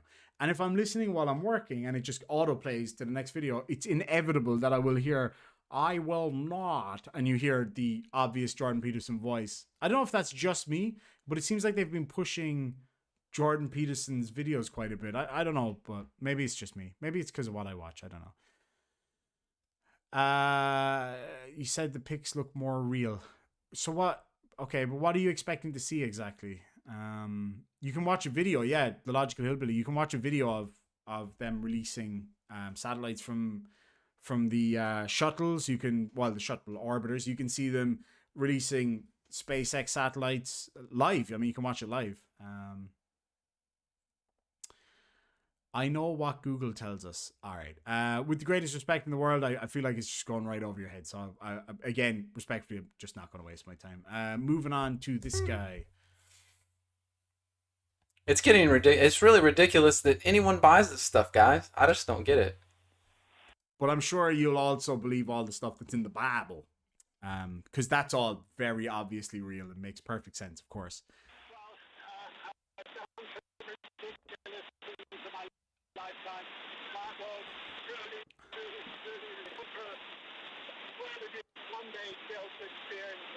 It's a complete experience for a lifetime. And now I'm looking down at a beautiful spaceport. There's Richard, and that's what he sounds like. That's the best they've got. That's the best they've got because, apparently for 50 years or more, our military has had planes in the air and had perfect communication from plane to base and back and forth. What's the major difference there, though, my friend? What's the major difference there? Well, in an aircraft that is used to fly at high altitude, specifically designed to communicate with the ground, a spy plane, for example, not only that, but they're also in a pressurized cabin and a pressurized spacesuit with a microphone on their face. Richard Branson seems to have a pair of headphones on. his job at this point is not to communicate anything specifically with the ground. So it would be nice. I agree with you. It would be nice to have better audio. Absolutely. But again, if this is one massively coordinated disinformation act, would they not just make it clearer and make it more exciting in that respect? That would make so much more sense for your claims. But it doesn't seem to. So anyway. These guys can't get any communication after that long. You know, technology should have advanced. They should be able to perfectly communicate at any moment in flight for safety reasons, as well as a lot of other reasons. Oh, this is good. Hold on. Adl, whatever. Says, place a camera on the moon and face it at the Earth. So we have done that anyway. In HD. Oh, so you want a constant HD live stream from the moon to Earth. Okay. You don't see the obvious issues with that. That's fine. I think everyone would love to see the Earth spinning in space. Yeah, I really would. Robert Adset says, what has Jesus to do with NASA? I have no idea. I have no idea. Let me see if there's any other. Google Robert Simmons. Nah. I have heard military flight communication and it sounds like that's so true. That is absolutely true. So this rocket didn't hit the dome. Funny that, isn't it? Yeah. Branson is not even in the cockpit. That's another good point, actually. The sound levels in the cockpit would be much less, I would imagine. In fact, when you actually heard the, communication that did come from the pilot, it was much, much clearer than what you're hearing from Richard Branson. So I don't know if you've ever been in the cockpit of an airliner. I have on a number of occasions. It is way quieter than it is in the back. So that's another good point. If we are out in this large area, why we never see them coming up from underneath the Earth? Why we never see what coming up from underneath the Earth? What are you talking about? Because like we do see the sun come up from underneath the Earth is one thing. I don't know. Just ask your question again if you don't mind. All right, let's see. Listen to ATCs. Yes, you will hear. And that is the highest quality equipment you can get pretty much. So evidence of moon landing, ham radio tracking, laser reflection, rocks returned, astronauts testimony, hours of live coverage. Exactly. But everybody's lying. Everybody's wrong. There are certain concepts that uneducated people will never be able to fully understand. This clown is one of those people. I agree. John Eagle says, what power source will we use? Solar panels. Hate to think of the bandwidth you would need for that moon to earth image, especially in HD. Shooting stars. Okay. Alrighty, let me just bring this up.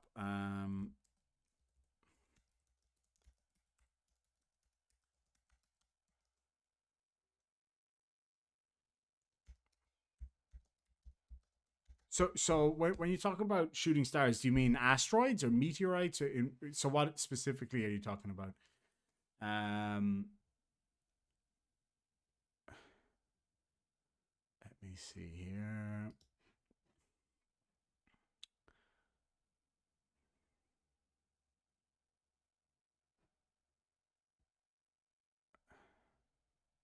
So there is, you can see a graphic of the geometry of a meteor. It makes perfect sense, actually. Now that I look at it written down, it makes sense. So it all depends on the path of the meteor and the observer's apparent horizon. Because obviously the horizon's different for everybody because it's a curve, right? So the closer to the horizon you get, the further that apparent horizon goes from you. The further in one direction you can see, obviously the more you move towards it, right? So let me see if I can copy this link up here. Maybe that would be a good idea. Why can falling stars only be seen moving towards the horizon? So there's the hold on, let me small this up a bit so we can all see it. So there is, I'll move my fat head out of the way. So you can see the path of the meteor goes across parallel. So when you're looking up from a specific spot, it's always going to appear to streak across the sky. So there you go. There you go. I don't know if that is good enough to clear that up for you or not, but I can't really do much more than that. Let me just zoom this back out and see if I missed anything there. Oh shit, what did I press there? That's all good now. Let me see. Brandy, you clearly have no sense of 3D. Exactly, it's three-dimensional shapes. I just, you know, you say that you find it crazy how anybody can believe that. I find it crazy that you can go and watch videos and just blindly accept what these, you know, flat earth zealots say without looking into it for yourself. I mean, obviously you haven't, with greatest respect in the world. You can just Google it real quick like I did. Why do we not see shooting stars shoot up from the horizon? I mean, it all depends on where you're standing, right? Yeah, it sounds like a Spurs chemo argument. I was thinking the same thing, Skydog. Good point. Adelson says, we haven't been back to the moon since the 70s. What's the excuse NASA gives us? Do you know? Why would we go? Why would we have gone in the intervening years? What would the purpose of it be? Because it had been done. And in fact, the last few missions weren't even televised live. People didn't really care that much. It just lost interest in it. It'd become a banality at that point. So what would the reasoning behind that be? We've spent the last, 50 years doing different types of space flights since then, and it seems people want to, because our generation, my generation, has not seen man on the moon. In fact, the last man on the moon was about 20 years before I was born, so it would be cool to see that again. And especially with the advancement in technology, we'd get more benefit out of it now. So also, if there is water on the moon, as we believe there is, I believe there's evidence of that now, but that would give us the fuel we need to go further into space. So it has become more important. And as money ran out in the 70s, people didn't want to go back because it just didn't seem necessary. People didn't have any interest in it anymore. So, yeah, anyway, I won't waste my time too much with that kind of nonsense. But yet, I'm sorry, in our live stream, we're doing the most advanced thing that has ever been done with, space or... Wow, that's ignorant. We're doing the most advanced thing that has ever been done with, space or whatever. And we're doing the most advanced thing that has ever been done, with space or whatever. We just can't get our communications set right. We just can't get our communications set right. Okay. The most advanced thing done in, space or whatever. What about landing on the moon? What about sending spacecraft to fucking Mars? What about the Cassini that went further than most other spacecraft have ever done, or maybe all of them? I can't remember exactly which. What about the Voyager? I think actually is the one that's out the furthest. This is awesome, don't get me wrong, and I don't want to bring Richard Branson and his crew down or anything, but compared to the other stuff we've seen recently, it's not that awesome. It's certainly not the most advanced space, thing or whatever. It's I would say docking with the ISS, which we've been doing for decades now, is way more advanced. The stuff that you can do with a Falcon 9 or Falcon Heavy, landing 3 boosters all in one go, that's incredible. That is way more advanced than this, in my opinion. This is stuff that we were able to do in the 60s. I mean, space plane technology was a thing. What's that? The X whatever. The one that Neil Armstrong skipped off the atmosphere. We've been doing this for ages. It's pretty cool that we're doing it again with higher technology that you or I might be able to actually travel on it one day. But yeah, I mean, it's by no means the most advanced thing we've done or whatever. That's a really hard part of this process, is the communications link. Oh, that smug face.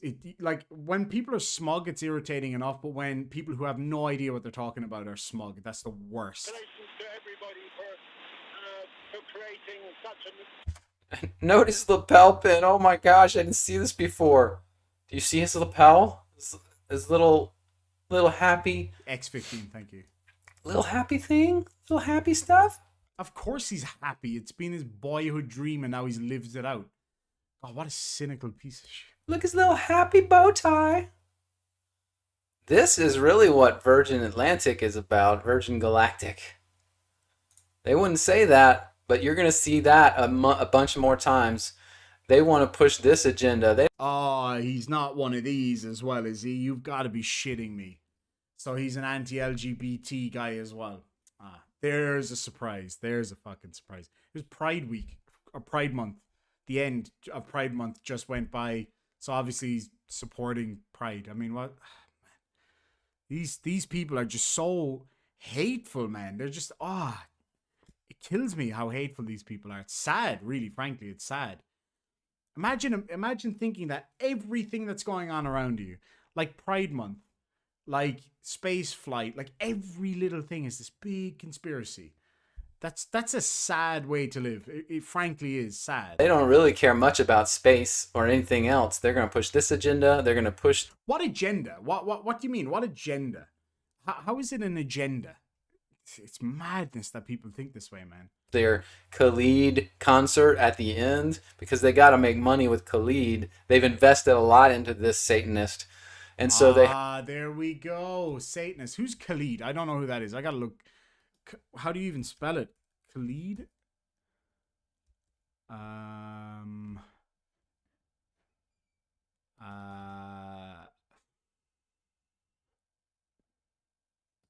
How do you spell Khalid? Can anybody tell me? I'm probably... What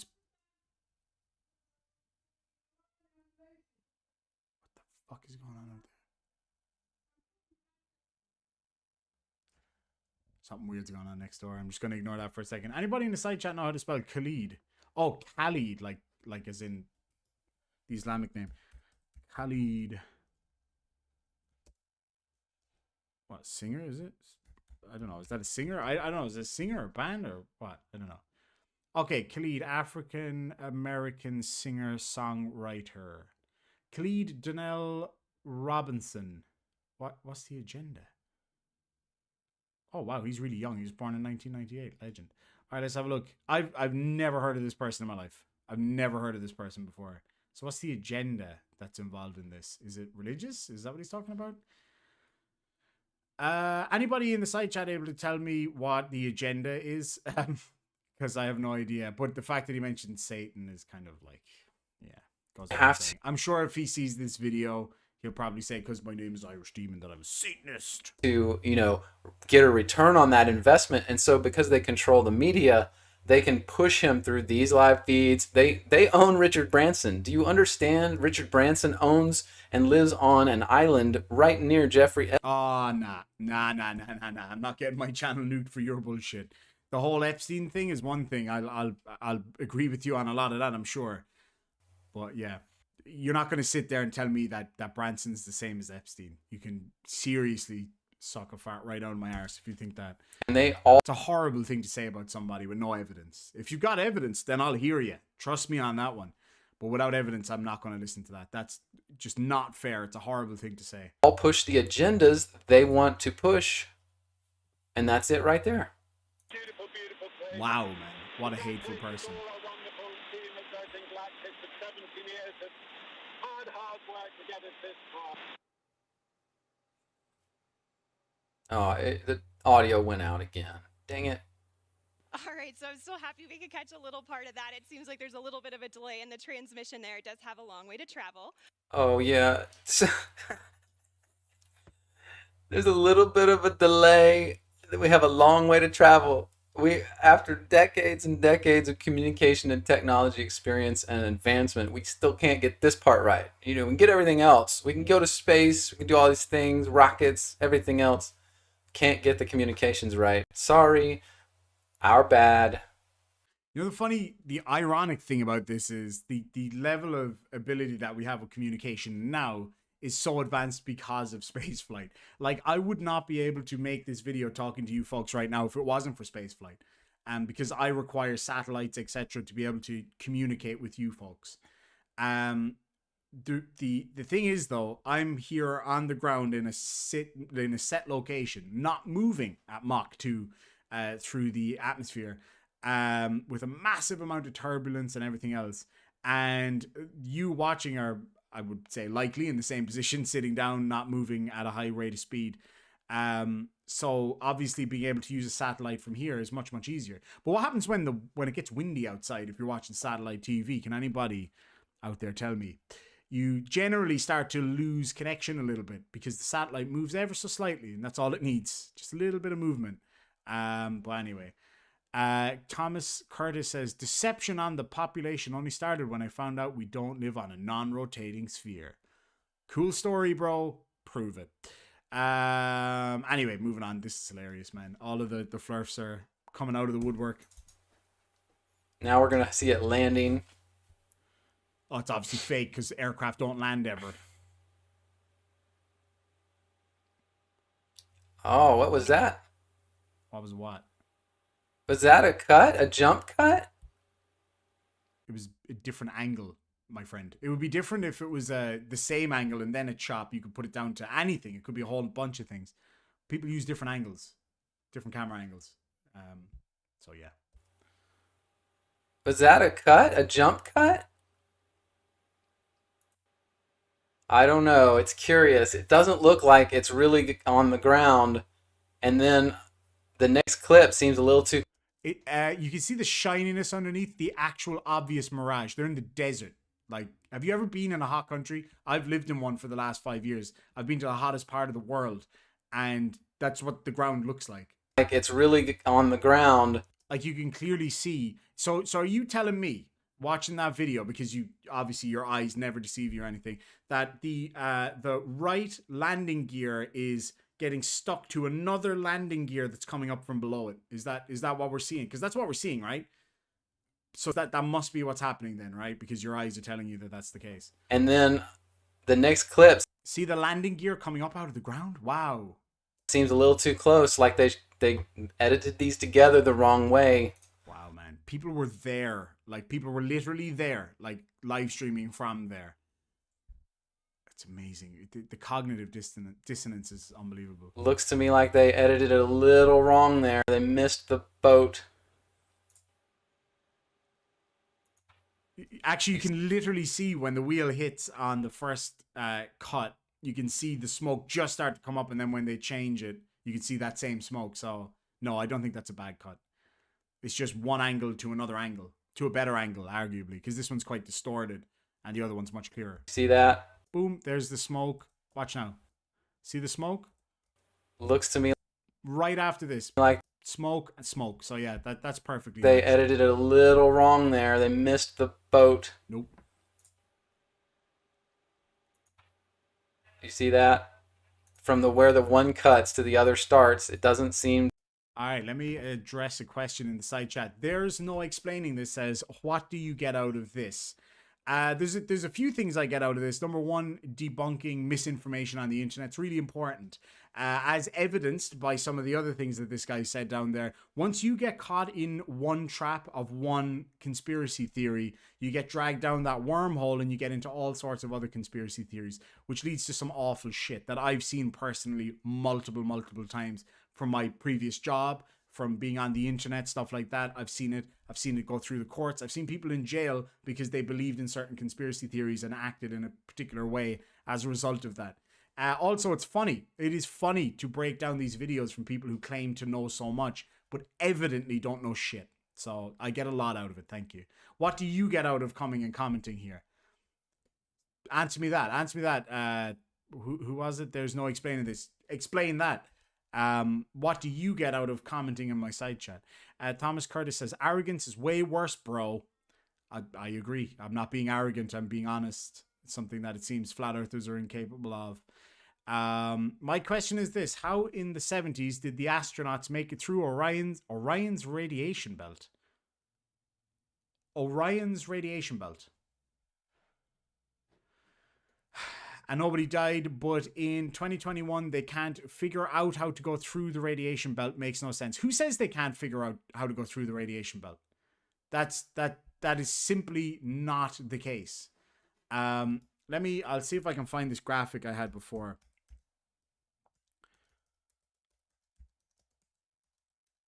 I'll find there was a graphic that I saw that was really interesting to look at.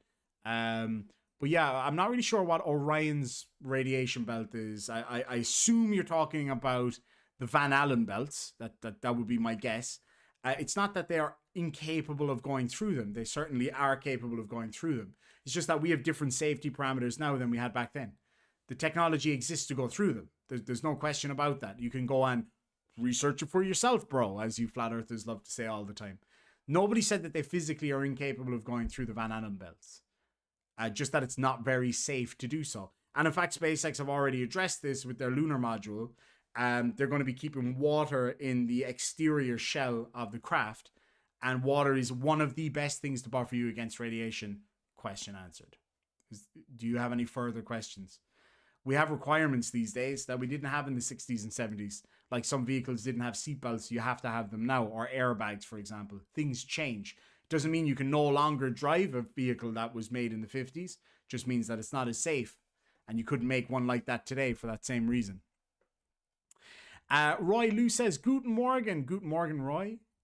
Thank you so much. Happy to have you here. The arrogance thing was to post. Oh, okay, fair enough. That's fine. But yeah, the Orion radiation belt. Gotcha, bud. That sounds like a man who knows what he's talking about. I stand corrected and I bow before your greatness. Hell, man, the Orion radiation belts. That's hilarious. Moving on. I don't think there's much more of this. It seems like in this shot, he's still a little bit off the ground. I know that haze on the ground, the reflection off of the surface is hard to get a handle on, but I'm just saying it looks a little like they did a jump cut, like when they were editing this, because I do believe it was edited. You believe wrongly, because there was literally people there. So anyway, but of course they're all in on the conspiracy. Of course, sorry. That they made a little bit of a mistake here, clipped a little bit too much off of one of these two shots because it doesn't look like it matches up. Your touchdown. Radiation is still there and still deadly. Nobody said it's not. Nobody said it's not. The same way as for example, old nuclear electric plants are far more dangerous to the people worked in them than the ones that are made today. For the exact same reason, technology goes further. You wouldn't be able to make one of those same plants in that same way today. It wouldn't be appropriate. It wouldn't be acceptable by modern safety standards. Nobody's saying that the radiation's not there any longer. It certainly is. It's just how we deal with that radiation and what we're prepared to put human beings through while they go through that is the real question. Nobody's saying that it's not possible to go through the Orion radiation belts anymore. It's the people they are worried about, not the tech. What? No, that what are you talking about? The tech is what makes it safe for the people. That's the whole point. But yeah, it's hilarious. Glober Mom, they get over 23 million a day and they have the money. I thought it was like 52 million a day, no? Even so, do you know how much it costs to run a massive government organization? And SpaceX isn't one of them. So again, I'm not really sure how that logically follows, but oh yeah, of course. Sorry, back to the thing. They're all in on it, of course. Yeah. Anyway. And we're going to hold it just like this for a minute before bringing... But do you see what I mean as well about how when you get stuck into one conspiracy, it's very easy to get stuck into another. If you watch this guy's video and you believe him, as a lot of people in his comment section seem to, it's very easy to fall for the little smatterings of other conspiracies he put in there, like the LGBT stuff, etc., etc. So it's so easy how you can follow on from one to the other. Look at Kent Hovind's cult, another prime example of how easy that is. Bringing the nose down. Yay. Can see they're already celebrating inside there. And the nose is coming down now. Nose gear touchdown. Take care, Martin H. You have a great day, my friend. Braking. Why don't they have a landing gear on the front? What is this? It's a landing skid. There's a few reasons for it. Number one would be space saving, which is really important. And I think there was an aerodynamic reason for it as well. Let's see what his guess is, and then we'll go and actually find out. Is this the most economical way to not put a wheel on the front of this thing, but to just put like some, hardened steel slider? Is that going to last very long for too many flights? I thought this was supposed to be a repeatable, like, consumer level flight. That's not going to last but one or two landings, and you're going to have to... How long do tires last on a craft moving at that speed? Tires are also reusable. Yes, absolutely. But for how long? You're just making assumptions again. And this is what I'm talking about. Rather than go and find out why they use a skid, which we'll do in a minute, he just makes up something. He ad-libs everything. To replace that piece of crap, maybe you should have used a wheel. Tires, rubber is a lot cheaper than steel. Just saying. Just saying. But not just saying, though. Just asserting more to the point. So, like, let's have a look. Why does Spaceship 2 use a skid? Let's see. I'm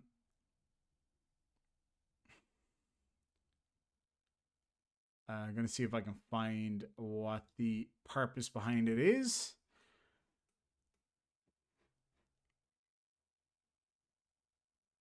All right, so Virgin Galactic answered this question 3 years ago. So you could have found this, a quick Google. It says Spaceship 2 doesn't have a front wheel. Where the front wheel would be on a traditional aircraft is a landing skid. This helps make the spaceship lighter and have more efficient design. There you go. There's your answer. Now, if you care to go and debunk that or show us why that would be incorrect or why that wouldn't be the case, then by all means do that. You talk about a front wheel as if you just plonk an old wheel on there and off you go. You forget that those wheels need all sorts of things around them. They need their own braking system. They need their own steering system. They need all sorts of stuff. This is a glider, by the way, so it doesn't self-propel while it's on the ground. Something comes out and wheels it away or whatever. So you show us why a landing skid wouldn't be effective. You say an economic purpose and rubber is cheaper than steel, but if you just have to change out one steel plate, boom, off you go, I would say that that's much easier rather than having all this extra apparatus that's needed. Also, steel can't pop like a front tire might do. We've seen it happen on aircraft before, so maybe there's safety elements to it. Who knows?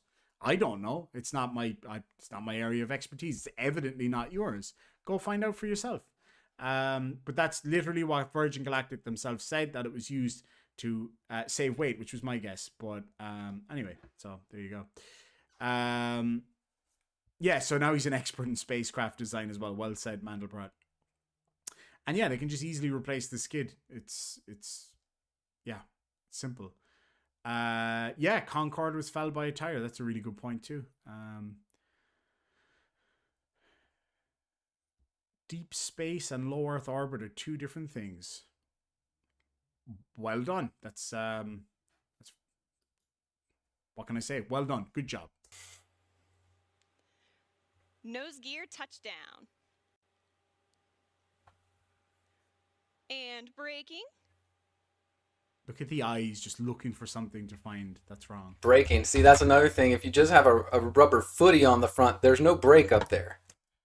So depending on, I this is something I do know about because I have experience with aircraft.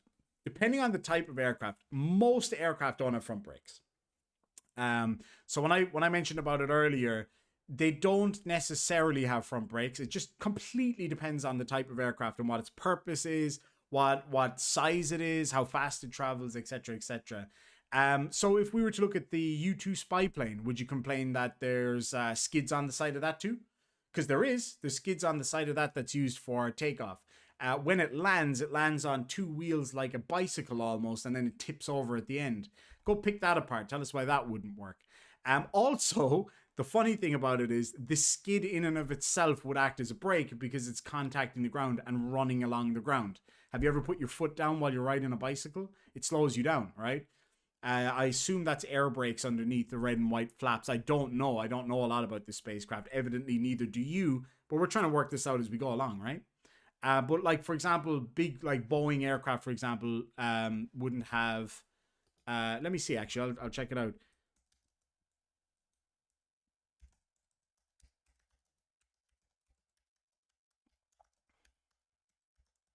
Let's see. Do passenger jets have front brakes? Today, all modern airplanes are equipped with brakes. Most of the wheels on an airplane are equipped with a brake unit. The nose and tail wheel, however, do not have brakes. In any typical airplane, pilots control the brakes by mechanical or hydraulic linkages to the rudder pedal. So there you go. Most wheels of an airplane are equipped with brakes or a brake unit. The nose and tail wheel, however, do not have brakes. It's kind of like a motorcycle. If you were to apply the brakes on a motorcycle going around the corner, on the front wheel, for example, you have way less stability. So yeah, there you go. Debunk right there live. You could have done it yourself, but you obviously choose not to. That's the thing. Sean Hawkins says, does it have a reversed thruster system? It doesn't. No, it's much like the space shuttle orbiter. It's completely a glider, so it uses its flare to slow itself down, just like any regular glider. Donald Petty says humans can't make it into deep space because of the Van Allen belt, so they only go as far as low Earth orbit. This is from NASA, not me. Let me see. I think I've seen this before. Let's see what we can find here about that.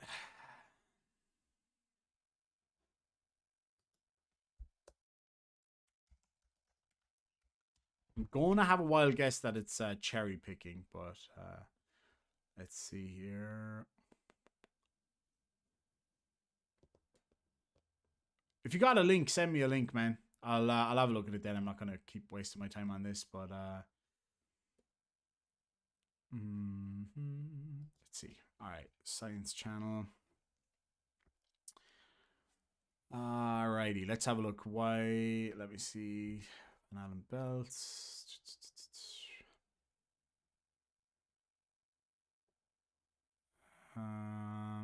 Yeah, look, if you find anything, let me know. I'm not just going to sit here reading through this nonsense, but yeah, just you send me a link if you got proof of whatever.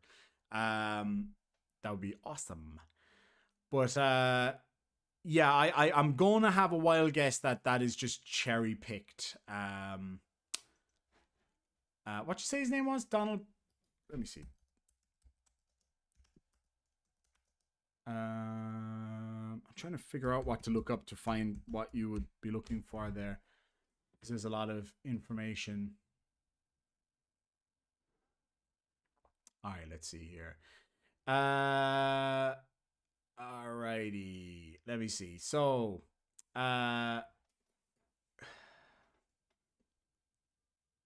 so he was quoted as saying, I'd go to the moon in a nanosecond. The problem is that we don't have the technology to do that anymore. We used to, but we destroyed that technology, and it's a painful process to build it back again. So, let me see here. So, flat earthers often take Don Pettit's statement above and misrepresent the term technology. And in reality, they no longer have the rockets, factory equipment, etc. from the original Apollo missions, which is true. Of course, they wouldn't. But we still have all the necessary knowledge to go back to the moon. There's the difference. In an interview, Donald Petty, a NASA astronaut, mentioned that he would go to the moon, but they no longer have the technology to do it. And all the technology from the Apollo mission has been destroyed, and it's painful process to build back again. Flat earthers interpret this statement rather too freely and took that as proof that we never had the technology in the first place. In reality, the word technology is a polyseme. What's that? A word that has multiple meanings. It has two different related meanings. Flat earthers misinterpret Don's statement as one meaning, while Don's intention was another. Okay, let's see. Some references there. That's what I thought would be the case, that it would be a cherry pick or a misquote. Okay, so let me see. NASA no longer has the rockets, factory equipment, etc. of the original Apollo missions because they're no longer necessary. But we still have the necessary knowledge and know-how to go to the moon. In fact, many of the current space exploration missions have various similarities to the original Apollo missions. Don't really know what else to tell you. Not only that, but even if, let's just take it for granted that he absolutely meant that there's no way we can go to the moon, right? Let's just imagine that. Let's make believe, because I know you guys love to do that. So let's do that. Let's play the game. Let's make believe. That's one person. He might be wrong. He might be intentionally misleading people. He might have lost his mind. It could be a whole bunch of things. There could be a whole bunch of reasons why he would say that, if that's what he meant, if we're to play your game here. What about all the other astronauts, all the other scientists, all the other staff at NASA, SpaceX, Rocket Lab, JAXA, ESA, etc., etc.? What about all the scientists in the world? What about Professor Phil Bell? What about PhD Tony? What about all of those scientists? The whole scientific community, bar a few nut jobs, agree that the Earth is a globe and that we can go to space. But you cherry pick one quote. That's not proof. That's just a cherry picked quote with no specific context as proof that we live on a flat and level Earth, because you want to believe that. You make believe that, basically. You literally make yourself believe it. So no, that's not going to be acceptable. Even if we play your game, it still doesn't prove anything. All it shows is that one person said a thing. But there's no evidence, really, is there? So anyway. So you instead of relying on 3 braking systems, you only have 2 on the back wheels. So just like every other aircraft, it seems. So and again, the skid in and of itself acts as a braking system. So you again don't know shit. I just hope they're good enough. You know, you're changing designs just for no apparent reason here. Except for what they gave the exact reason of 3 years ago, which was weight saving, which is obviously vital for spaceflight. Everybody knows that. And it's obviously effective for what it does, because we can literally see it landing safely. And aircraft don't generally have brakes on the front anyway, just on the back. So what's the problem? You just want to see a wheel, is that it? Is it the simplicity of your mind? Wow, man.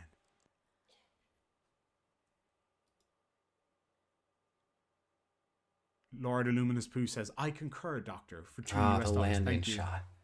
I remember the old space shuttle landing shots. They're so calming, so peaceful. What are you fucking talking about, man? What are you blabbing on about? Good old space shuttle, I miss you.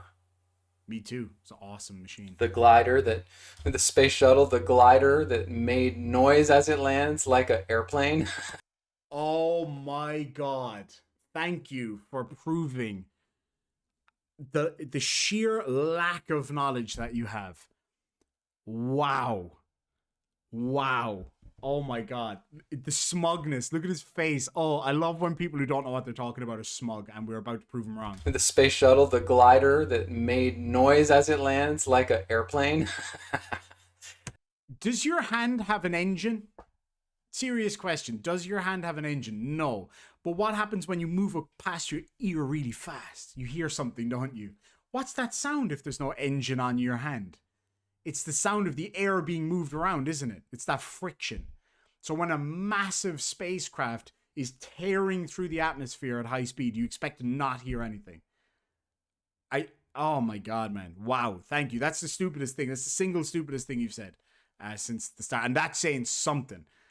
The glider that sounds like a full-on jet engine. I've got clips of that too. I could show you guys. Wow, please do. That's hilarious. Drone footage here as we come Incredible in. drone footage. And there is full stop. Woo! Everybody in here clap, quick. Perfect landing. Virgin Galactic 4 mission specialists on board from our operational home base, Spaceport America. All right, so what's going to happen now? I think we might get a concert. Thanks, Veronica. And if you thought that was incredible, folks, someday you're going to tell your grandchildren that you were watching the live stream when Virgin Galactic and Richard Branson first launched into space. And they'll say, we know, Mima, you've told that story 100 times. But then you'll say, even the part about Khalid performing the song New Normal for the first time. And then they'll sit up excitedly and they'll say, really? You were there? And you'll say, yes. Because, ladies and gentlemen, here to debut his new single, New Normal, welcome to the stage, El Paso's very own Khalid. Yay! That's hilarious. I was kind of hoping he'd show the shuttle landing video or whatever. It's funny because the thing is, you can hear the shuttle orbiter moving through the atmosphere, which of course makes noise. I mean, you can I'm sure you can actually probably test that for yourself. Get a whip and go like that with it, or like a piece of rubber or whatever, a piece of plastic, you will hear it move the air around, creating that shockwave, that noise. That's literally what it's doing. This massive craft moving through the air at a huge rate of speed is going to make a load of noise. Of course it is. Like, the fact that he even brought that up is frankly, I mean, you really showed yourself up there. Then not only that, but even if you could hear jet engines in those videos, if you could specify absolutely that you heard a jet engine, all of those craft when they landed had a chase plane, the same as the U-2 would have like a chase plane or a chase car depending on the scenario. So yeah, you may have actually heard a jet engine in those videos because there's chase planes. But the sound you're actually hearing for the most part is the air being displaced by the actual craft itself moving through the air. That's amazing. Have you ever watched a glider video? Is it perfectly silent? Just a regular old glider? No, far from it. It's really, really, really loud in there. I've been in one. It's really loud in there. You can barely hear yourself think because the air being moved around you making so much noise. Have you ever been out on a windy day and heard the wind? Wow, man. Holy shit. That's hilarious. Let me see. Am I missing anything here? I don't think so. Yeah, that's right. Real Cygnus. There's nothing wrong with being dumb. You have every right to be dumb. But it's the arrogance that gets me. Adelson says, look up Werner von Buren. I'm gonna have a wild stab at it here that you mean Werner von Braun. He is the father of rocket science and helped create NASA. Yeah, I'm fully aware of who Werner von Braun is. Or as some people mispronounce it, Werner von Braun. Werner von Braun. Yeah, we all know who he was. Yeah, absolutely. He said, I created the rocket. Well, first proper rocket. The only problem is it landed on the wrong planet. So yeah, there you go. He was the chief. He was the boss at NASA. Nobody's denying that. Anyway. Just take a minute and think about Stephen Colbert is the one hosting the Virgin Galactic live spaceflight of Unity 22. Stephen Colbert. Colbert, I believe, isn't it? I think. I don't even know who the guy is. He CNN? I'm not really sure, but I think it's Colbert. I've heard the name before. What's the problem? Do you know he's in the club with these guys, with Richard Branson and so he's part of the Illuminati or whatever. Jeffrey Epstein. He's in this club. He goes on down to their islands every now and then, partakes of the fanfare. Ooh, easy now, soldier. They're in it together. And there's so much time given now to this Khalid concert. So much. It's like you're wondering, is this about space or is this about a show? Bit of both, really. People these days like to be entertained. Like, what's wrong with that? Celebrating, having a party after something happens? That's pretty fun. What's wrong with that? And I won't even... The same way as if you watch Formula 1 or whatever. It's about the race, but there's always a huge party afterwards, right? So I don't see the problem with that at all. Speak much about the fact that this is... They shape the stage in a circle like an eye, and there's pillars like the Masonic pillars of Freemasonry. What pillars? What are you talking about? What pillars? I don't see any pillars. Oh, you mean the speakers? That's at every event. I mean, you need speakers for sound, right? Like, you know how sound works. Actually, obviously, you don't know how sound works as you showed a minute ago. I'm not even going to mention that. Yeah, please don't. Cause they always do this stuff.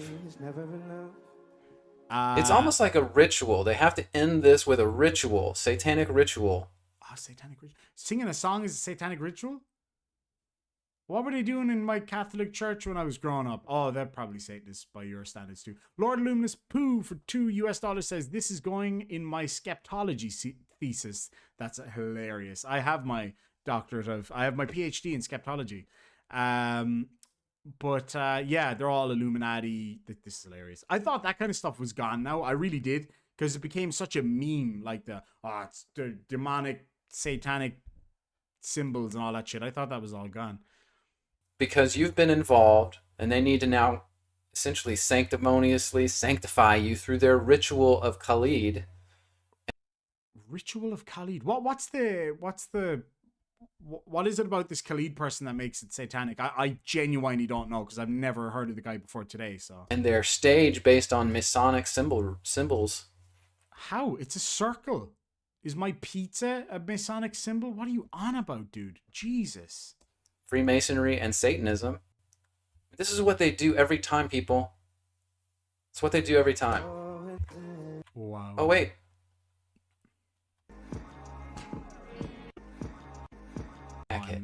Not only do we have the pillars of Freemasonry and Pillars of Freemasonry. Speakers with lights on them. a stage shaped like an eye, we also have a jacket that is the red or black and white. It's the yin and yang. That is also the foundation of Freemasonry. It's the same as their tile floors that are white and black checkered. It is the sign of the duality of the gods. Or maybe he just has a stylist who said, hey, this black and white jacket would look good on you. Wow, man. Imagine having a brain like this, that you can just see these, like, you know, this conspiracy everywhere, every little thing. Wow, man, that's sad. He'll probably pick apart my background here. My hat is green, which is a sign of the military or some shit. That's unbelievable. Lord Luminous Poo for $5 US. Thank you so much. For $5 says, as the leader of the Illuminati, Colbert, yes. Musk, no. He's Hydra. That's, oh man, like, it's unbelievable. The duality between God and Satan, and that there's neither a good nor bad. And as far as Satanists are concerned, like these guys, this is a display that, hey, we're in solidarity together. We do whatever we want. We do the good, we do the bad. We make our own decisions. All because of a jumper. All because of a jacket, a black and white jacket. He's coming to this conclusion because the guy's wearing a black and white striped shirt. Mrs. Demon wore a black and white striped shirt on Saturday when we went for lunch. I didn't know she was in the Illuminati. Wow, man. But that's essentially the lie of Satan. And they go along with it. This is how they show solidarity. You know, Richard Branson says, I need a host. Oh, I'm going to get Stephen Colbert. He's part of the group. And then what are we going to do to celebrate? We need one of our people from the music industry. Let's get, Khalid. He always agrees to do stuff. Let's get Khalid. We'll set up the stage for the ritual purpose. Put him in some clothes that, again, solidarity, man. We're the brotherhood of the Satanists, the elite. They're all the peons out there. We're the Satanists. We're going to give them our show and trick them the whole time. They'll think that all this is real, but we get to push everything in it that we want to. This is what they say they plan in the dark at night. Why at night? We're not watch his. Oh my God. Wow. Imagine seeing that much in like a jumper. Like, damn. You must have a tough life, man. Everything you see must terrify you. Holy shit. Whole stupid concert. He actually sounds horrible in this concert. I listened to it. But so now he's a sound engineer, music expert. Your microphone is awful in this, by the way. So, like, why should we take what you say for granted? Oh, man. I looked up the lyrics of this song too. They mean almost nothing. It's a very strange. You can look at those lyrics on your own. Have you ever seen any pop song ever? The lyrics mean nothing. Pop music is, well, not awful, but I don't like them. Let's look up the lyrics. What's it called? Khalid New Normal. Let's see. Khalid New Normal lyrics. I spelled lyrics wrong. Let's see. You found your way, but it's never enough, though it's been tough for you losing touch. That seems like kind of normal birthday card pish. But summer hazards end sometimes, although I can't promise you much, but you'll be fine. You'll be fine. So make you better somewhere in the darkness, sipping you the heartache. Don't know what predicted how far we came, but now you've won. Yeah. How fast the time goes, living in the moment, taking for you. It's a new normal, for us to live and understand it. You found your way. But yeah, okay, fine. Like the lyrics are awful. Don't get me wrong. I agree with you. The lyrics are terrible. Let's see. Let's look up bad pop lyrics. I've heard some bad pop lyrics. All right, let's see. Worst pop lyrics of all time. Let's see what gets the Bruno Mars Grenade. Because what you don't understand is I'd catch grenade for you.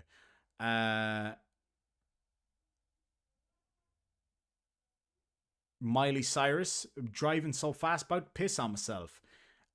Deep Purple. She got everything, like a moving mouth, body control and everything.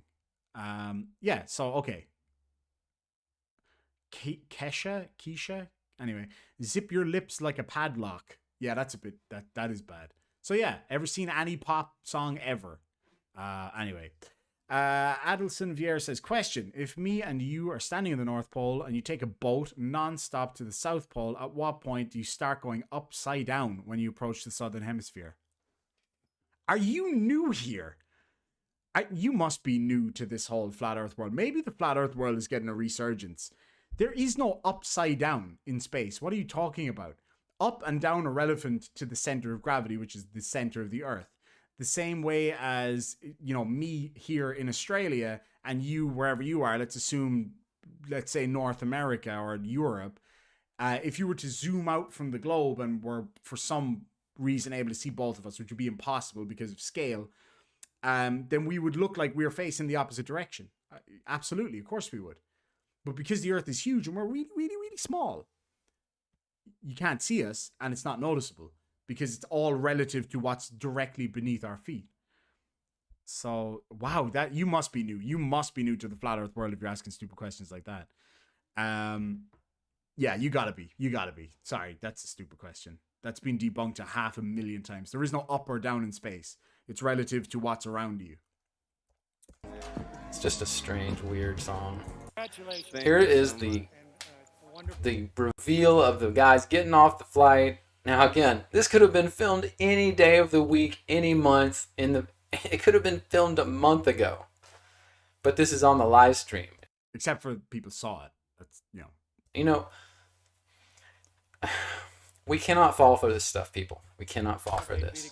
Now watch what happens when Richard Branson gets out. Right now it's just everything, just a videotape. Listen to the sound. Victory music. Yeah, of course. Victory walk, victory music, Richard Branson. Oh, there's a nice victory walk. Do that again. Do it again. Watch. What are you going to do? How are you going to run? You run like a girl? Do it. Oh, yeah. He runs like a girl with billions of dollars while you sit on the internet and cry over the shape of a stage in somebody's black and white shirt. Good for him.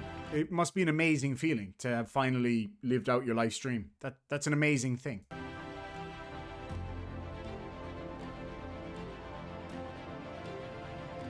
It's just so blatantly ridiculous. Is this like a truce? Oh my god, that comment. All right, now I'm going to call it. I think this Adelson person has to be a Poe. Says, please explain. There's a top and a bottom. Is there?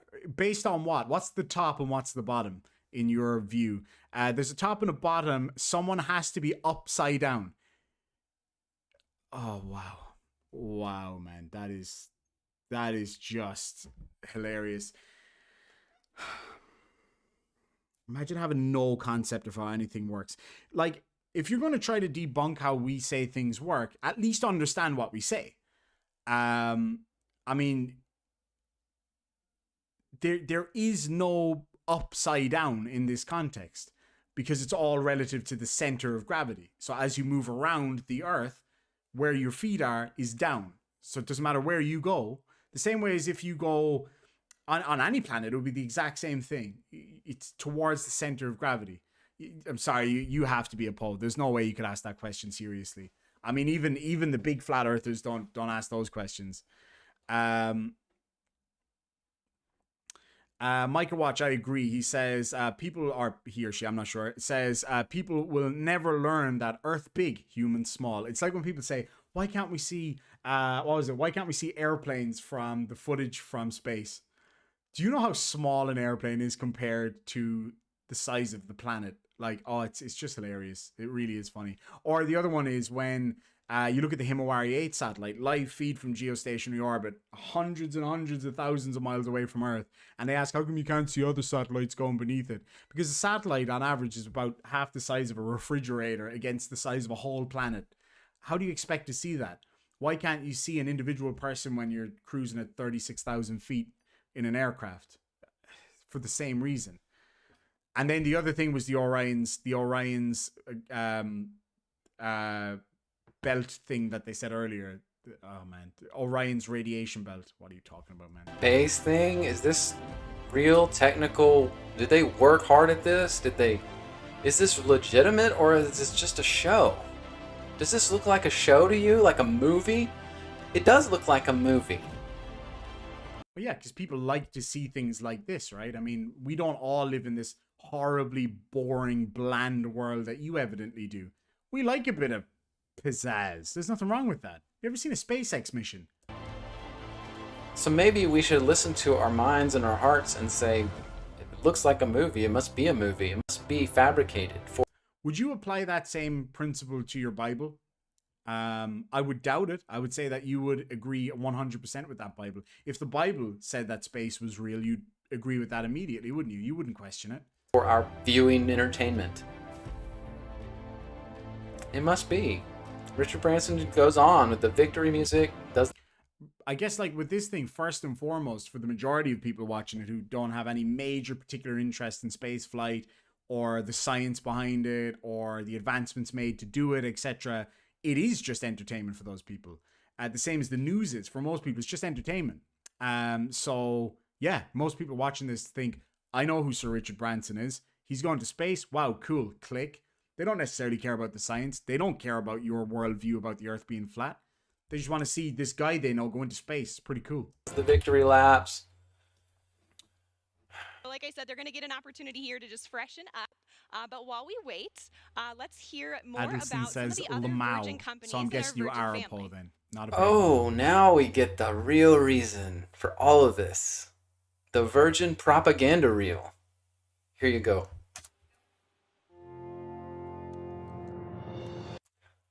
Oh, he's going to pick up the mask, guaranteed. But besides that, I did see some of the Virgin's coverage of this, and it was cringe, man. It was super cringeworthy. Good.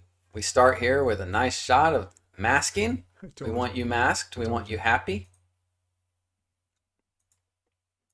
If we can do this. If we can do space and helping people. Oh, helping grandma. What's wrong with helping grandma? I just helped someone's grandma 2 minutes ago. The first of our symbols that push again the same thing Richard had on his lapel, the ribbon of gay pride. I used to paint rainbows when I was a kid. I didn't know that it had anything to do with gay pride or the Bible, actually, as well.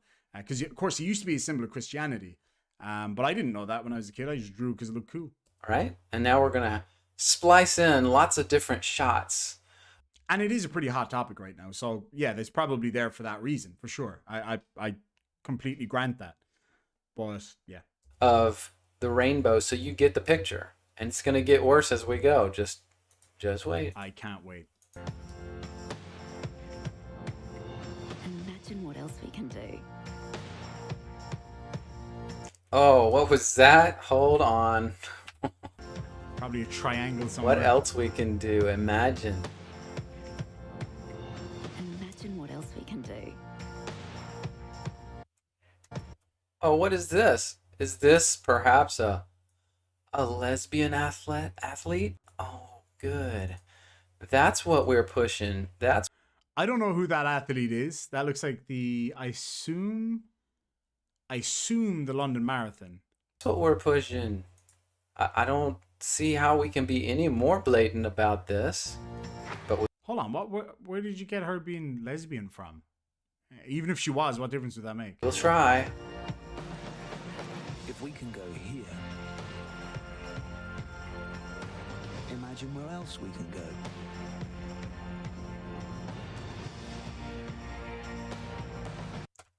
We can go anywhere if you'll just mask up like normal people. Mask yourselves. It's dangerous out there. Trust us. You may not have seen anyone actually get sick, Actually, I know people who've died, and I know a lot of you do too, so. or anyone you know may have died without any other complicating issue, but it's dangerous. Trust. A very good friend of mine almost died, and he's one of the healthiest people I know. He's a cage fighter. Incredibly healthy. And yeah, he nearly died. He had a really bad reaction to it when he got it in Eastern Europe. So yeah, thankfully he didn't pass away, but I do know people who had. Some of whom were just normal, you know, no major underlying illnesses or anything like that. My dad got it. My dad was really, really, really, really sick when he got it. And he's incredibly healthy. My dad runs 10Ks every morning and rows 6 in the evening. So he's far healthier than I am. Incredible diet, really healthy lifestyle. And he got really sick, and he's only 60. So, you know. Trust us. New variants coming out to a theater near you. If we can feel this, 3, 2, 1, release, release, release. Fire, fire. By the way, that's CG. Of course. It's computer graphics. It's not real. Based on what? Prove it. You've just made a claim. Prove it. That right there. I used to work in the field. I know exactly what I'm looking at here. You used to work in a field, probably. Yeah, picking fucking spuds. imagine what else we can feel. Like, you know, they've been dropping aircraft from other aircraft for ages now. Not to mention they fire rockets from aircraft every day in the Middle East, blowing up Shepherds. Like, that's literally, it's a thing. Like, we can do that. Like, you can actually see that happen. It doesn't need to be faked. We can do anything if we just go to concerts. Rock. We can change What? People have been going to concerts for millennia. What's wrong with that? this. What do you mean? That's sad, man. Welcome to the club, astronaut. Imagine what else we can change. What else can we change? What can we change? Ooh, that's cool. There were masks on. I like that. Oh, parkour.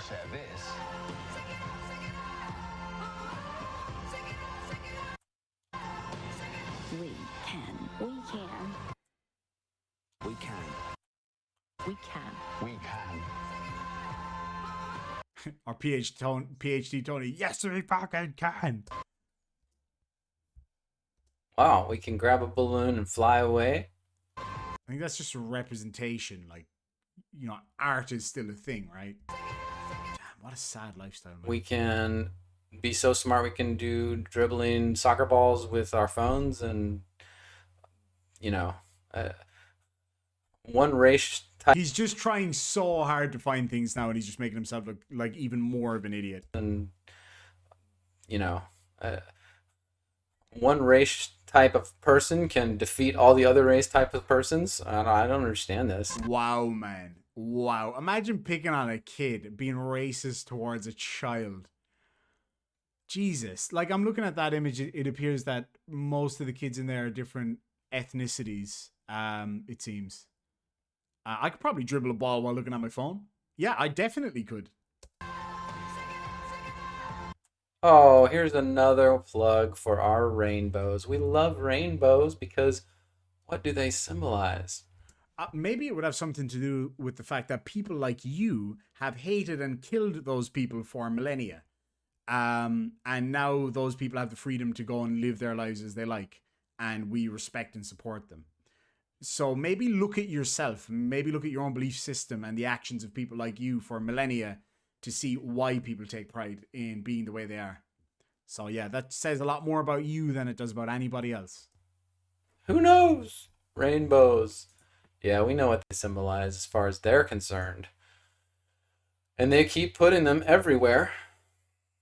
It's really God's thing, and you've appropriated for yourself in an effort to slap him in the face.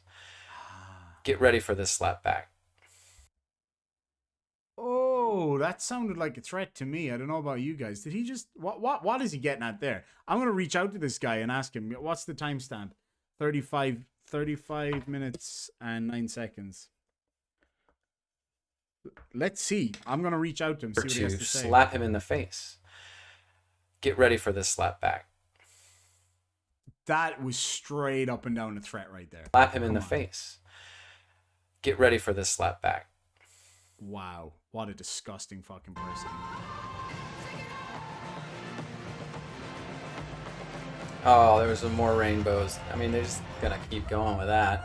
They love it. Oh, and there's our host again, the unknown host lady who has the cool space arms, space sleeves. I mean, space sleeves. She's got stars on her sleeves, like the American flag, like so many other things throughout history. Stars have been a symbol of all sorts of things throughout history.